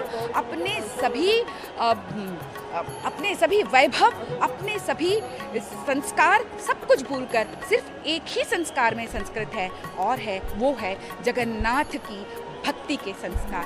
अब देखिए, धीरे धीरे रथ आगे बढ़ रहा है, लेकिन बीच में थोड़ा सा रुक भी जाता है। रुकने के पीछे वजह है कि थोड़ा रुक लें, लोगों की अर्जियां सुन लें। जो अर्जी भक्त डाल रहे हैं, अब उनको सुनने की भी तो आवश्यकता है। उन अर्जियों को सुन लें, उनके शब्दों को सुन लें। कहीं कोई ऐसा तो नहीं जो छूट गया हो, कहीं कोई ऐसा तो नहीं कि जिसको थोड़े संभालने की आवश्यकता हो। रुकते हैं, थोड़ी अपनी थकान मिटाते हैं और भक्तों के भीतर के भक्ति भाव में बहते हुए उनके आर्तों को दूर भी करते चले जाते हैं। और यहाँ पर हम देख रहे हैं कि चारों घोड़ों से, काले रंग के घोड़ों से सजा हुआ ये बलदाऊ का रथ, जो कि लाल और नीले हरे रंग के आच्छादन से आच्छादित है। इन रंगों की अगर हम बात करें तो फिर महाप्रभु के रथ का जो आच्छादन है वह लाल और पीला है। लाल रंग तीनों ही रथों में समान है। पीला रंग जो है प्रसन्नता का, आनंद का, उत्साह का, उल्लास का प्रतीक है, नवीनता का, नई सृष्टि का, नए प्रारंभ का और उत्साह का प्रतीक है। वहीं पर हरा रंग जो है समृद्धि का प्रतीक है, कृषि अर्थात समृद्धि, उत्पादन और विकास का प्रतीक है। और काला रंग संपूर्ण रूपेण शक्ति का प्रतीक है। और मनुष्य को चाहिए क्या, इस संपूर्ण सृष्टि को चाहिए क्या? यही तो कि वह समृद्ध रहे, आनंद से युक्त रहे और शक्ति से परिपूर्ण रहे। और वो शक्ति ऐसी शक्ति नहीं जो उन्हें अहंकार से मंडित करे, ये वो शक्ति होगी जो सब कुछ छोड़कर महाप्रभु के चरणों में अपने आप को समर्पित करने की शक्ति, ये शक्ति से युक्त हो। तो आज इन सभी सुंदर भावों से सुसज्जित ये रथ निकल रहे हैं। हर एक रथ का अंश एक संदेश देता है। हर एक रथ पर होने वाली प्रक्रिया, हर एक रीति नीति एक विशिष्ट संदेश को लेकर आगे बढ़ती है। और कितने सुंदर तरीके से चारों ओर जो हैं भक्तों का समागम है, अर्धसैनिक बल हैं जो भक्तों की सुख सुविधाओं का ख्याल रख रहे हैं। कहीं किसी को तकलीफ न हो, कहीं किसी को किसी प्रकार की असुविधा न हो, और संपूर्ण रूपेण सिर्फ और सिर्फ भक्ति के पारवश्य में वो बहते चले जाएं। और यहाँ पे दोनों ओर बड़दांड के प्रशस्त पथ के दोनों ओर जो दुकान, बाजार, होटल, घर हैं, उनकी छतों को देखिए और उनके झरोकों को देखिए। हर जगह भक्त बैठे हुए हैं। कहीं से तो थोड़ी सी दृष्टि मिल जाए, कहीं से तो थोड़े से भगवान के दर्शन हो जाएं, वो जो निष्पलक नेत्र हैं उनके दर्शन हो जाएं और मैं धन्य हो जाऊं, मेरा जीवन चरितार्थ हो जाए। इसी आस में हर कोई बैठा है। और हम महाप्रभु से यही प्रार्थना करेंगे, हे महाप्रभु ऐसे हमें दृष्टि दीजिए कि हम आने वाले कई वर्षों तक शुभ देख सकें। ऐसी हमें श्रवण शक्ति दीजिए कि हम सिर्फ और सिर्फ शुभ को सुन सकें। ऐसे हमारी मनशक्ति को उज्जीवित कीजिए कि हम मन से संकल्प, सद संकल्प ले सकें और सद सुनने, सद बोलने, सद देखने की इच्छा के साथ अपने आप को संपूर्ण रूप से समर्पित कर दें। और भगवान से प्रार्थना करें, जहाँ भी मेरी दृष्टि जाए, चाहे वो चर्म चक्षुओं की हो, चाहे मर्म चक्षुओं की हो, हे भगवान आप उस रास्ते में रहें। जगन्नाथ स्वामी नयन पथगामी भवतु में। जय जगन्नाथ, जय जगन्नाथ, जय जगन्नाथ। जितना मैं तुमको निहारूं कालिया, मन में यही भाव हिचकोले खाते हैं। तुम्हारे विशाल दो नयन जैसे मुझे ही तो निहारते हैं। तुम जगत के पालनहार, मैं धरा की धूल। तुम विशाल क्षमा प्रदानी, मैं कण कहाँ की भूल। तुम स्थितिमान परमात्मा, मैं भटकती आत्मा। संभालो अपने में यूं तुम मुझको, मोक्ष का वरदान तुम दो मुझको। यही प्रार्थना हम सभी भगवान जगन्नाथ से करते हैं। पूरी नगरी का, बड़दांड का अनुपम दृश्य, बहुत ही सुंदर नगरी है, मठों की नगरी है। यहाँ पे पहले 752 मठ थे और गैजेटियर में 130 मठों का उल्लेख है। और इसमें से कुछ मठों के पुनर्निर्माण हुआ और कुछ मठ तोड़े भी गए। देवोत्तर आयोग के अनुसार 87 मठ है और श्री जगन्नाथ अनुसंधान केंद्र के अनुसार 69 मठ है। तो ये जो पुरी का मंदिर है और ये जो रथ यात्रा जिसको हम बड़दांड कहते हैं, प्रशस्त मार्ग में हो रही है, यहाँ की हर चीज़ महान है। यहाँ के प्रसाद महाप्रसाद है, यहाँ के प्रभु महाप्रभु है। जय हो महाप्रभु की। चारों तरफ यही हर्षोल्लास, यही आवाज़ सुनाई दे रही है जैसे स्वर, सभी का स्वर मिलके एक हो गया है। तो इस नगरी पे हम देख रहे हैं कि हर नगरी की हर खिड़की पे, बालकनी पे हजारों की संख्या में लोग बैठकर प्रभु की इस अपूर्व रथ यात्रा का आनंद ले रहे हैं। शिव मंदिर के चारों ओर चतुर्धा मूर्तियाँ हैं। जो ये चतुर्धा मूर्तियाँ जो है, इनके चारों ओर अष्टशिव से ये सुरक्षित है। मार्कंडेश्वर, नीलकंठेश्वर, लोकनाथ, कपाल मोचन, यमेश्वर, पातालेश्वर, विश्वेश्वर और ईशानेश्वर 8 दिशाओं में है। और ये तालध्वज भगवान जगन बलभद्र का, बड़े भाई का रथ आगे बढ़ रहा है, क्योंकि लोग संस्कृति यही है, यहाँ की लोक संस्कृति है। यहाँ के हर परिवार में बड़े भ्राता को, बड़े भाई को सम्मान दिया जाता है। चाहे जगत के पालनहार जगन्नाथ हो, लेकिन बड़े भाई को सबसे पहले सम्मान दिया जाता है। उनका रथ पहले बढ़ेगा, उसके बाद में छोटी बहन सुभद्रा का, और फिर शेष में हमारे जगन्नाथ प्रभु का रथ आगे बढ़ेगा। तो तालध्वज नाम इनका क्यों दिया गया? क्योंकि इनको देवताओं ने तालवन में इनको समर्पित किया था, और ये थोड़ा तलमुखी होने के कारण इस रथ को तालध्वज भी कहते हैं। ये 44 फीट का है और इसमें 14 भुवन के प्रतीक, इनके पहिए 14 हैं, 763 काठ के टुकड़े इसमें लगे हैं। इस रथ के भैरव है क्षेत्रपाल, रथ मुदी है केतुभद्र, इसके रक्षक स्वयं वासुदेव हैं, और इनका आयुध हल और मुसल है। जैसा कि हमें पता है हमारे बड़े भाई बलभद्र जी किसानों के देवता हैं, तो उनके आयुध भी तो वही होंगे, हल ही होंगे। घमा पूर्णिमा के दिन उड़ीसा की सभी बहनें अपने भाई को राखी बांधती हैं, और जिनके भाई नहीं होते वो बलराम को राखी बांधती हैं। नील चक्र नीलाभा लिए हुए, सुबह इसका रंग श्वेत लगता है, लेकिन जैसे जैसे दिवस का अवसान होता है ये नीला रंग लिए हुए होता है। सुंदर, अति सुंदर पीले, लाल, सफ़ेद इसमें जो पताका ध्वजा उड़ रहे हैं, उसको हम लोग यहाँ पे पवित्र भाषा में पवित्र बाना कहते हैं, पतित पावन बाना कहते हैं। पहले ये बाना नील चक्र से होता हुआ समंदर के किनारे तक, मतलब इतने लंबे फीट का होता था, उसको सागर विजय बाना कहा जाता था। जब लोगों की मनोकामना पूरी होती थी तो वो मंदिर के शिखर पर इतना लंबा बाना को देते थे, और अगर बाना में कहीं हवा से उड़ते हुए गांठ पड़ जाए तो कहते हैं कि वो महिलाएं उसका पानी धोकर जो पीती थी, उनके शरीर में जो भी रोग है, किसी भी प्रकार को, संतान उत्पत्ति को लेके हो, रजों को लेके हो, वो सारे रोग से वो मुक्ति पाती है।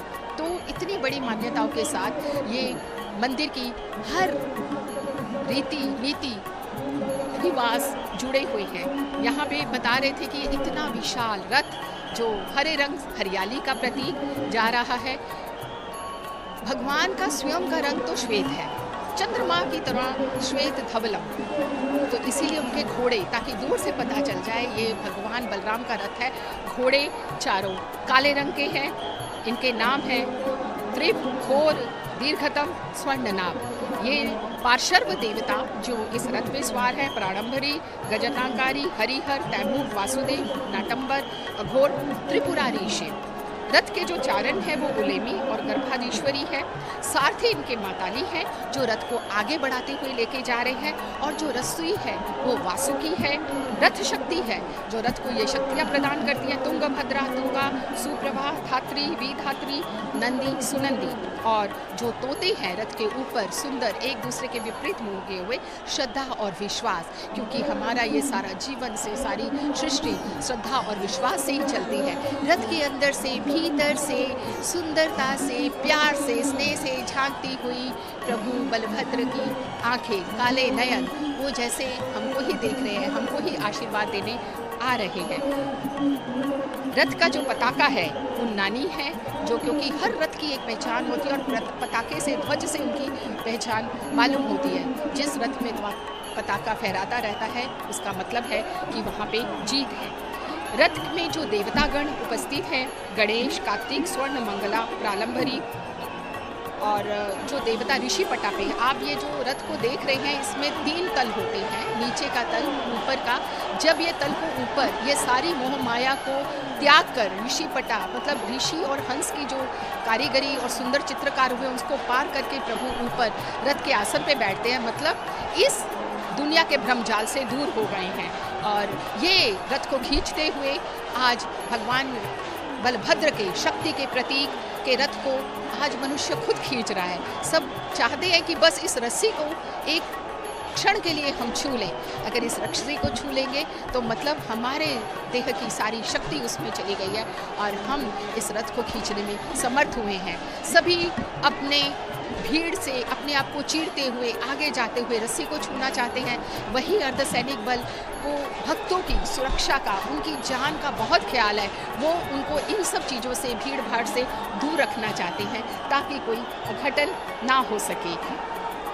अब रथ निर्माण की शैली भी बहुत ही गौरवशाली है। प्रतिवर्ष इसके ऊपर कम से कम 5 से 10 लाख रुपए खर्च होते हैं और इस महोत्सव में जो 3 नए रथों का निर्माण किया जाता है, लेकिन इसके पार्श्व देवी देवता, अश्व, सारथी, कलश और जो सुआ, जो तोता होते हैं आदि को प्रतिवर्ष नए सिरे से नहीं गढ़ा जाता है, वे पुराने ही रहते हैं। और नवकलेवर के समय में पुराने विग्रहों को उनको 7 पताली किया जाता है। मतलब जिस साल में 2 मलमास पड़ेंगे, श्रावण के महीने पड़ेंगे, उस समय नवकलेवर होता है और पाताली मतलब इन्हें भूमि के अंदर कर दिया जाता है। उसी समय ये सारे जो इनके पार्श्व देवी देवता, सुहा, जितने कलश, इस प्रकार की संरचनाएं, उनको साथ में पाताली कर दिया जाता है और पुनश्च उसी वर्ष नए रथों का निर्माण किया जाता है।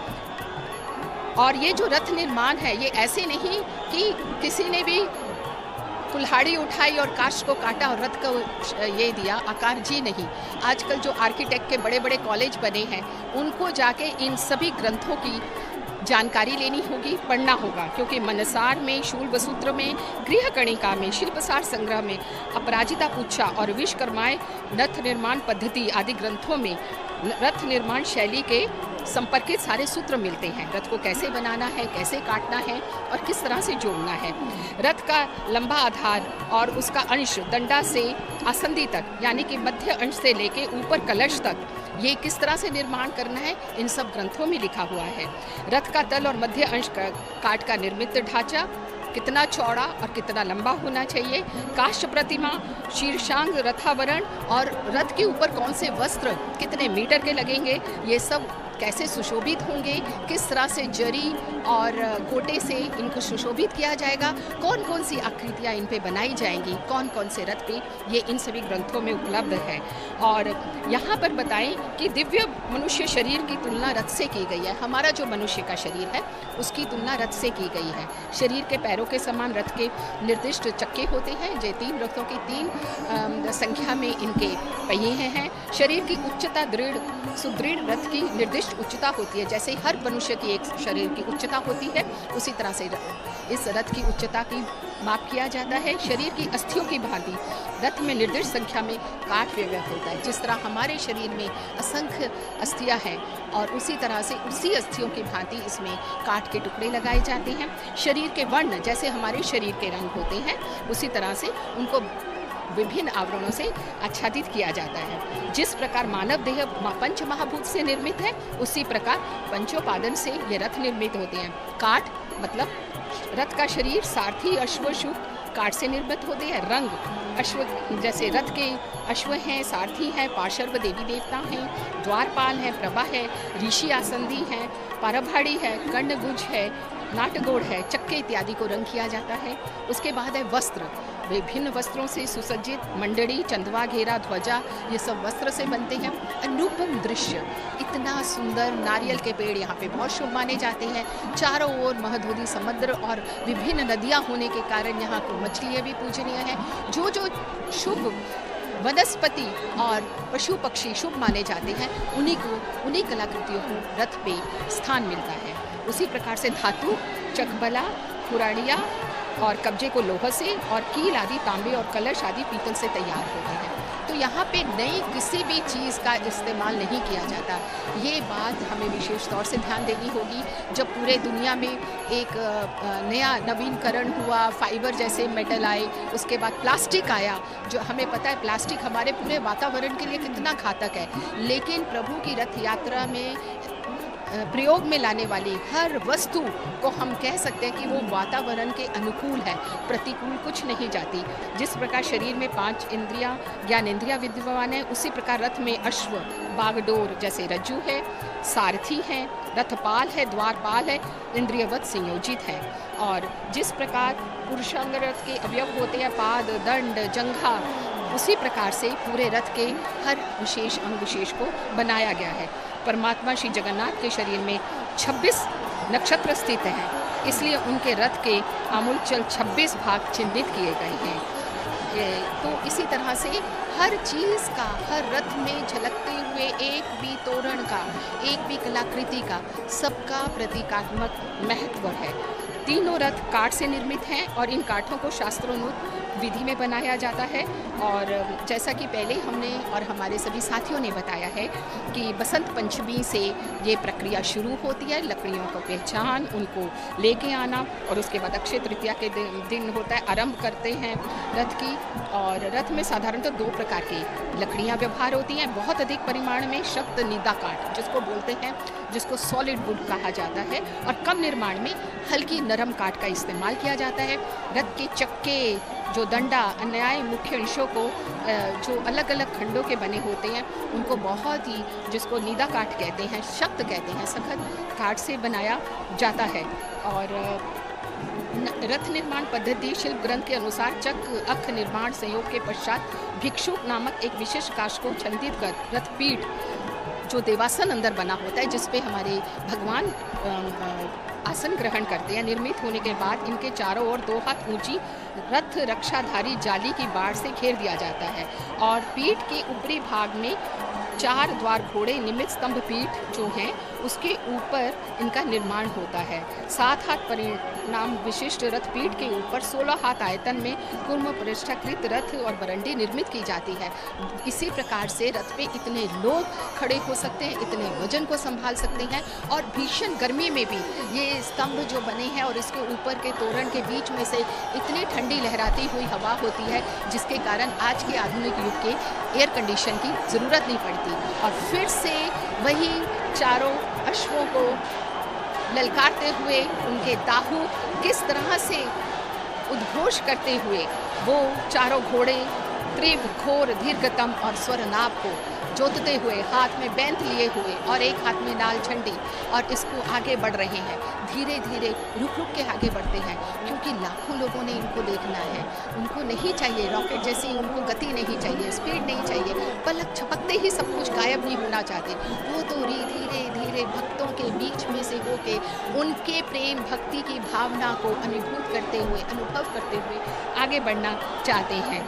और यहाँ पर है कि जो श्री जीव जो रत्न वेदी पे पूजा होते हैं, रथासीन होने के बाद मंदिर के भीतर कम से कम सुविधा देखकर उनके दायित्वों हेतु रथ का निर्माण किया जाता है। और यहाँ से 3 किलोमीटर दूर यहाँ से गुंडीचा माँ का मंदिर है। आड़प मंडप भी उसको कहते हैं, क्योंकि वो जन्म स्थान है। हम सभी अपने जीवन में कितनी भी तरक्की क्यों ना कर लें, कितनी भी उन्नति क्यों ना कर लें, विदेश के किसी भी कोने में बैठे हों, मन में एक बार जरूर आता है हम अपने जन्म स्थान में वापस जाएं। तो इसी तरह महाप्रभु जगन्नाथ अपने भाई बहन और सुदर्शन को लेके चारों जन बहुत ही आडंबर के साथ सज धज के रथ पे सवार होके आड़प मंडप में जाते हैं, जन्म स्थान पे जाते हैं, मौसी के घर जाते हैं। और कई कहते हैं रानी गुंडीचा की स्मृति में यह मंदिर बना है। तो गुंडीचा पूरे साल 365 दिन में सिर्फ ये 10 दिन ही रौनक होती है, बाकी साल तो उदास अकेला पड़ा रहता है। वहाँ पे कोई कुछ तो है ही नहीं, महावेदी है और तो कुछ दर्शन करने लायक है ही नहीं, महाप्रभु रहते नहीं हैं, तो वो मंदिर पूरा निर्जन होके रहता है। तो लोगों का मानना है कि उन सब दिनों में वहाँ पे एक भूत रहने लगता है, क्योंकि वहाँ पर तो ना देवी पूजा होती है ना कुछ होती है।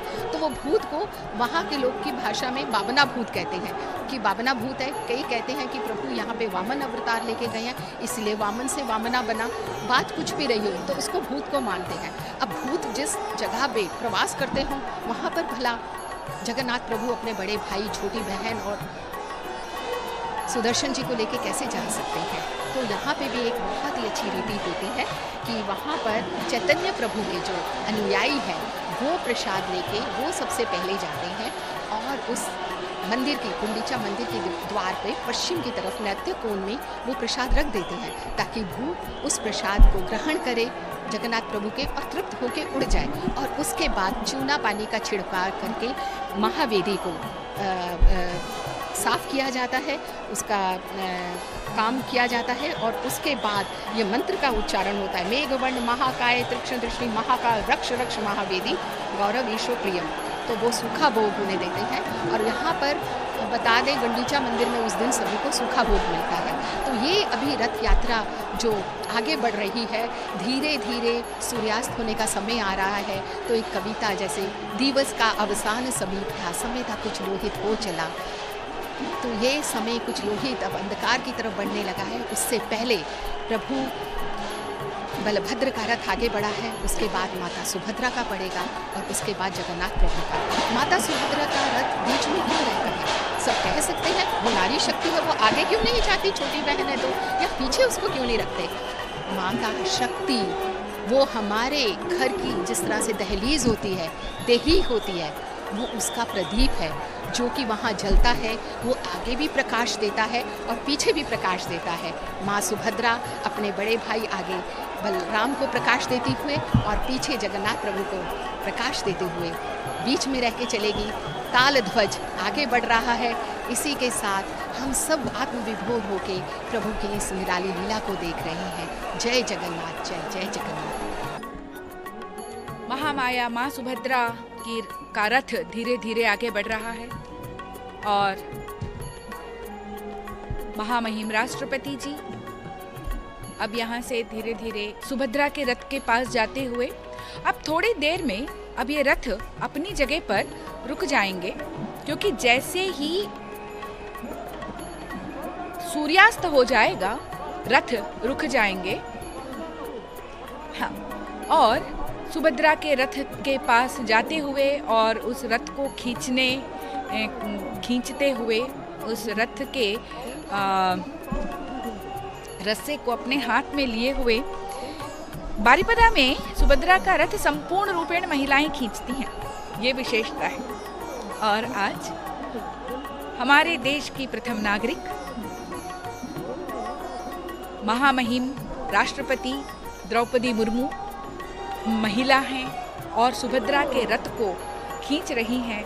क्या ही सुंदर दो शक्तियों का मिलन, एक योग माया माँ सुभद्रा और दूसरी ओर भारत खंड जो कि विश्व गुरु के नाम से जाना जाता है, उसकी प्रथम नागरिक महामहिम राष्ट्रपति स्वयं उस रथ को खींच रही हैं। महाप्रभु जगन्नाथ विश्व चेतना के प्रभु हैं, संगति एवं समन्वय के प्रतीक हैं। यहाँ पर गुरु नानक, शंकराचार्य, रामानुजाचार्य, निम्बारकाचार्य, कबीर, मीरा, तुलसी आदि सभी संत यहाँ पर आए हैं। यहाँ पर जाति निर्विशेष रूप से हर व्यक्ति महाप्रभु की भक्ति कर सकता है, सेवा कर सकता है। आप जगन्नाथ हैं, जगदीश हैं, विश्व के आधार हैं और ऐसे विश्व के आधार आज रथ पर सवार होकर भक्तों की मनोकामनाओं को पूर्ण कर रहे हैं। देखिए यहाँ पे कितने सुंदर तरीके से महामहिम राष्ट्रपति जी ने रथ को सुभद्रा के रथ को खींचने का उद्यम किया और रथ को खींचते हुए अब वे आगे की ओर जा रही हैं, क्योंकि सभी भक्तों को बराबर की हिस्सेदारी मिलनी चाहिए, बराबर का अवसर मिलना चाहिए। और अब भक्त जो हैं इस रथ को थोड़ी दूर लेकर जाएंगे और थोड़े ही दूर में अब ये रथ रुक जाएंगे। क्यों? क्योंकि सूर्यास्त के बाद रथों का खींचना या रथ यात्रा जहाँ है वहाँ स्थगित कर दी जाती है और उसके उपरांत सारी नीति रीतियाँ रथ पर ही होंगी और कल सुबह उठने से लेकर सारी रीति नीतियाँ रथ पर होंगी, जो निश्चित रूप से कुछ तो श्री मंदिर के भीतर हो रही रीतियों के समान होंगी और कुछ नीतियाँ श्री मंदिर में होने वाली रीतियों से अलग भी होंगी। तो ये सारी रीतियाँ रथ पर संपन्न होंगी और पुनः 8 बजे सुबह से रथ खींचे जाएंगे और जिसका सीधा प्रसारण दूरदर्शन पर आप देख पाएंगे और हम पुनः आपके साथ होंगे और महाप्रभु का चारण बन गुणगान करते हुए, उनकी कीर्ति का गान करते हुए आपके समक्ष हम फिर उपस्थित होंगे। यहाँ पर थोड़ी देर के लिए माँ का रथ यहाँ रुका हुआ है। भीतर से उनकी मोहिनी मूर्त दिख रही है, वो किस तरह से अपने सभी भक्तों को देख रही हैं। अब महाप्रभु जगन्नाथ में, बलभद्र में और माँ सुभद्रा में भी हम देखते हैं कि स्त्रैण भाव अर्थात स्त्री का भाव है। इसीलिए महाप्रभु जगन्नाथ और बलभद्र भी नाक में आभूषण स्त्रियों की तरह पहनते हैं। स्त्रैण भाव अर्थात दया, करुणा, मातृत्व के समान ममता, वत्सलता, ये सारे के सारे वो भाव हैं जो एक माँ में होते हैं। और वो सारे के सारे भाव महाप्रभु जगन्नाथ में और बलदाऊ बलभद्र में भी जो है दिखाई देते हैं।